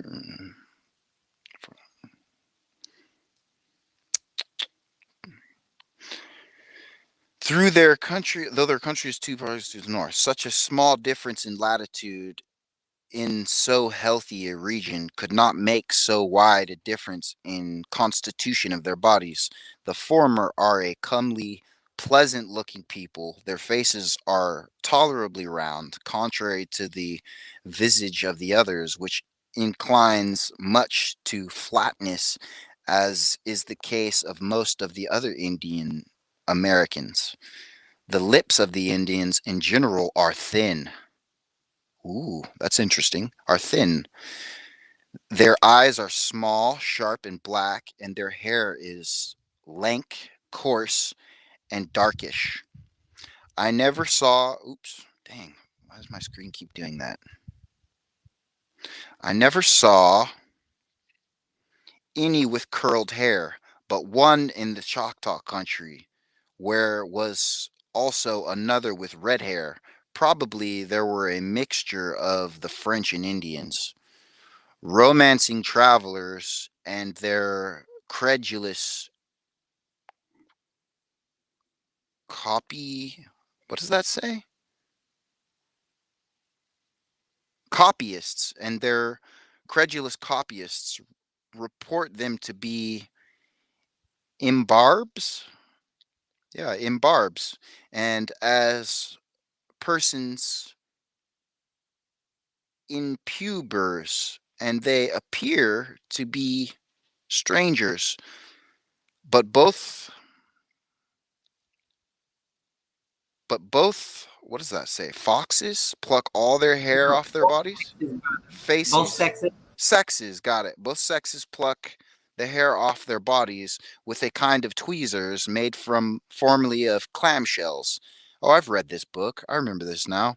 Now of middle-sized wire and in the shape of a gunworm, which being twisted round a small stick and the ends flattened therein, and being properly tempered, keeps its form, holding the Indian razor between their forefinger and thumb.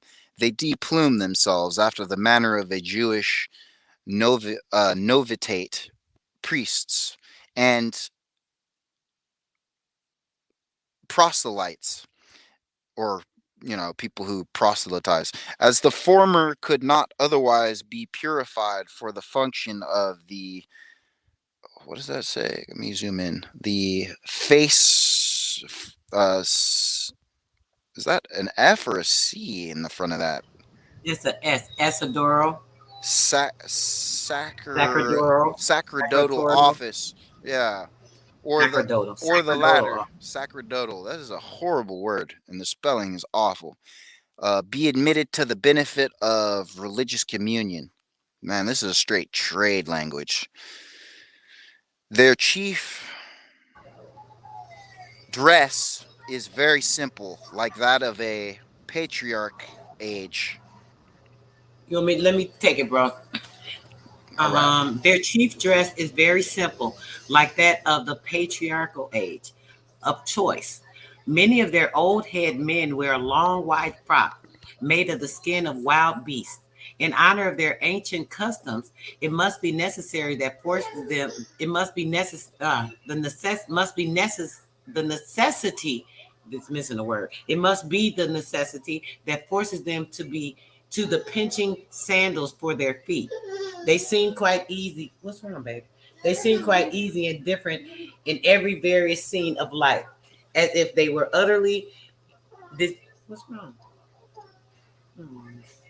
If they were utterly divested of passions and the sense of feeling, martial virtue, and not riches in their invariable standards preferment, for they neither esteem nor despise any of their wait, for they neither esteem. Some of this writing is kind of weird. For they neither esteem nor despise any of their people one jot more or less on account of riches or dress. They compare both these to paint on a warrior's face because it incites others to a spirit of marital benevolence for their country. And pleases his own fancy in the eyes of spectators for a little time, but is sweated off while he is performing his war dances, as it or is defaced by the changes of weather. This is a little faded, this particular page. They formerly wore shirts more of dressed deerskin for their summer uh, visiting dress, but their winter hunting clothes were long and shaggy, made of the skins of panthers, bucks, bears, beavers, and otters. The fleshy sides outward, sometimes doubled, and always softened like velvet cloth. Though they retained their fur and hair, the needles and shed they used formerly, and now at times were fish bones or the horns of bones of deer, rubbed sharp, and deer's sinews, and a sort of hemp that grows among them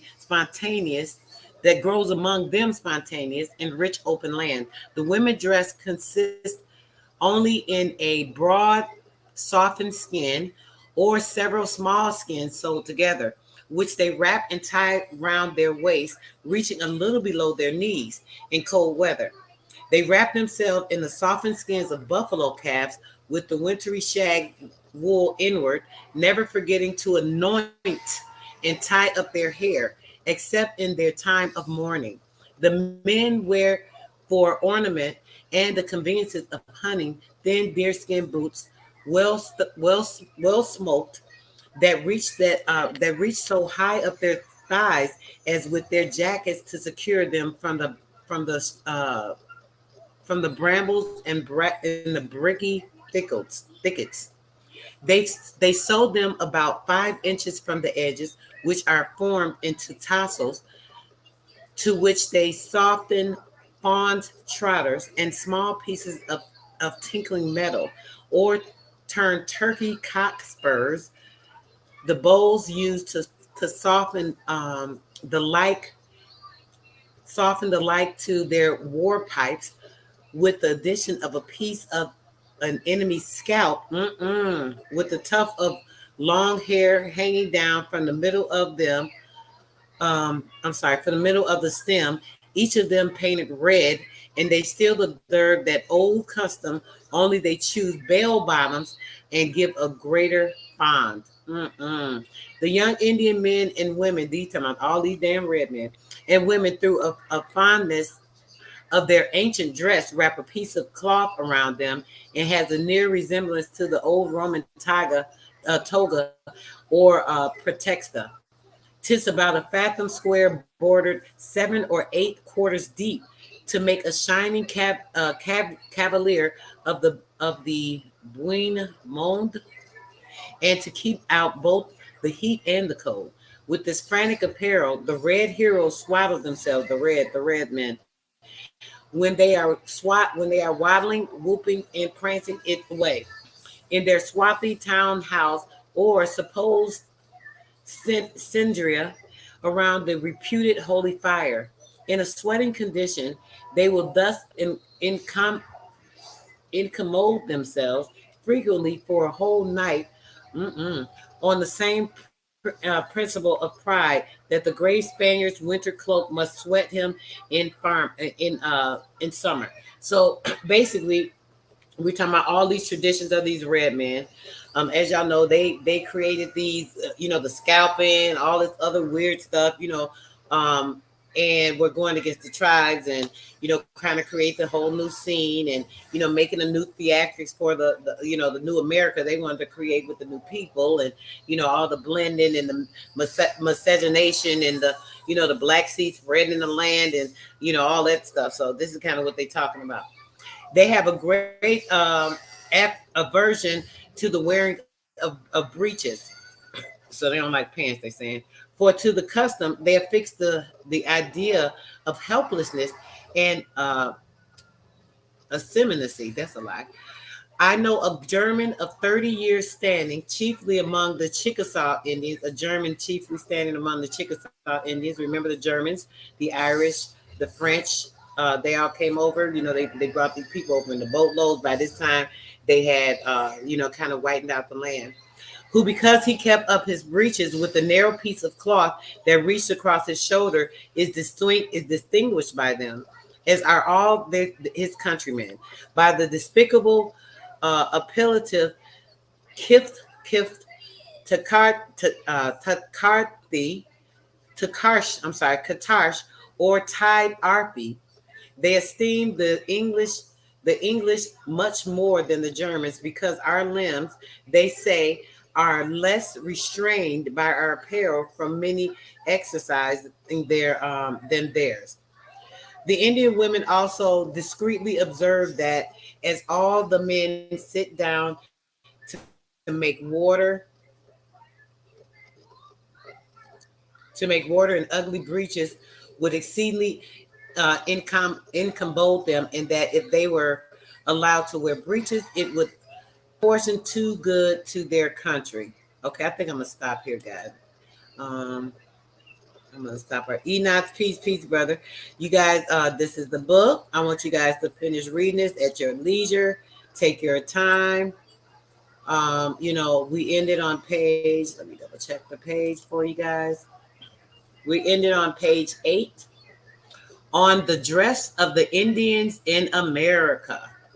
Page 8, or we started on page 8, actually. So if you want to start where we finished, you want to continue on and read a bit more of that, you can do so, guys.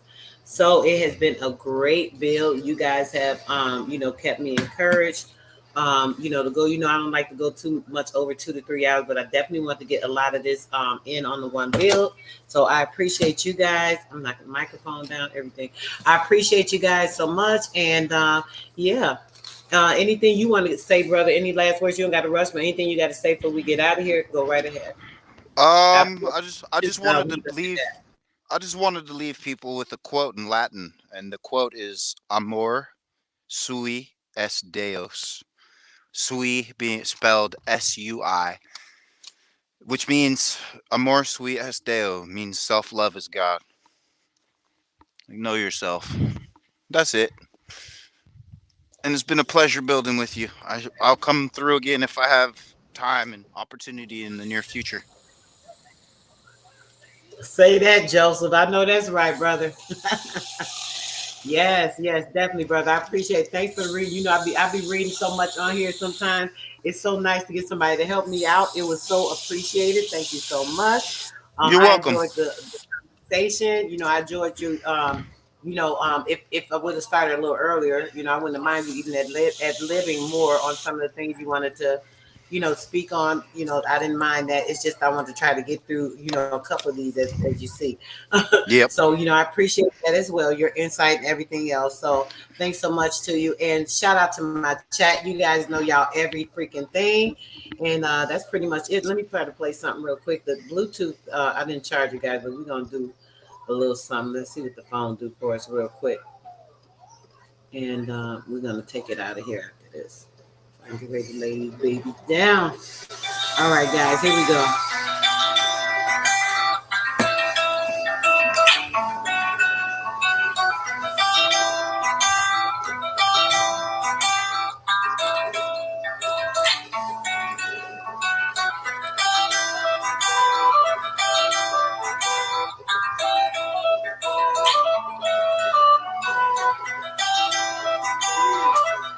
Let's go. Depot on the beat. I couldn't believe it. Even with other eyes, and I still couldn't see it. We find demons. We find demons. The devil dead by the devil, I'm still undefeated. How you get to watch me get it up out of the mud? I couldn't believe. Couldn't believe it. Even when I was out of high, I still couldn't see it. This is much deeper than flesh and blood. Nigga, we find demons. We find demons. I'm the devil dead by the devil, and I'm still undefeated. How y'all get to watch me get it up out of the mud? Now y'all get to see me without a mud. Everything that I do will be out of love. And I'm tired of these trials and these tribulations. And I'm sick of my name while we getting drained. But no, I ain't budge. All of this money and you not pursuing it. All of this time you don't know what to do with it. Counterproductive and counterintuitive. Why you be acting like you already knew to it? Straight from the gutter, boy, we getting sewer. As soon as we get it, you know we gon' move it. With all of this money I made from the block, get out the game and invest it in stocks. Buy me a whip, get the rest of it up. When you saving no stuff, and invest is a month. When we fly, when we stay on the top. All of my niggas is stepping it up, and they put on my neck and no letting it up. We level the playing field, even the battle. My son is a scientist, he's splitting atoms. Need us more geniuses, I know we got them. I know what's in it, so I'm bringing it out. I know ain't perfect, I'm making them model on Capitol Hill, and I'm bringing them out of the path and emotion. Nobody follow, I couldn't believe it. Even when not a eye, and I still couldn't see it. This is much deeper than flesh and blood, nigga, we find demons. The devil dead by the devil, I'm still in the field. How you get to watch me get it up out of the mud? I couldn't believe. Even when I was on the high, I still couldn't. Oh, I done went all over the place, y'all. Need us more geniuses, I know we got them. I know it's in us, I'm bringing it out. I know ain't perfect, I'm making them model on Capitol Hill, and I'm bringing them out of the path and emotion. Nobody follow, I couldn't believe it. Even when not a eye, and I still couldn't see it. This is much deeper than flesh and blood, nigga, we find demons. The devil dead by the devil, I'm still in the field. How you get to watch me get it up out of the mud? I couldn't believe. Even when I was on the high, I still couldn't see it. This is much deeper than flesh and blood, nigga, we find demons. Hey, sis, I can't click on it. I'm the devil dead by the devil, and I'm still in the field. How you get to watch me get it up out of the mud? We fall out of this road and slogan. Fighting each other won't make us no stronger. I'm gonna have to get it from the chat, sis, and check it out. No worse ain't getting no wronger. No sugar sisters are making it through. I flip a chair or a table or two. They won't believe what I'm able to do. We're making these movements. This is a new movement. My dog got the gang and I'm praising the newbies. I'm getting too late in my vocab with the beats. On my way up and I break through your roof. Shot for the moon and they made me a star. Got so much job I can make it tomorrow. Can't promise today that I'll make it tomorrow. Every time that we make it to pay what we borrow. It's to pay what we borrow.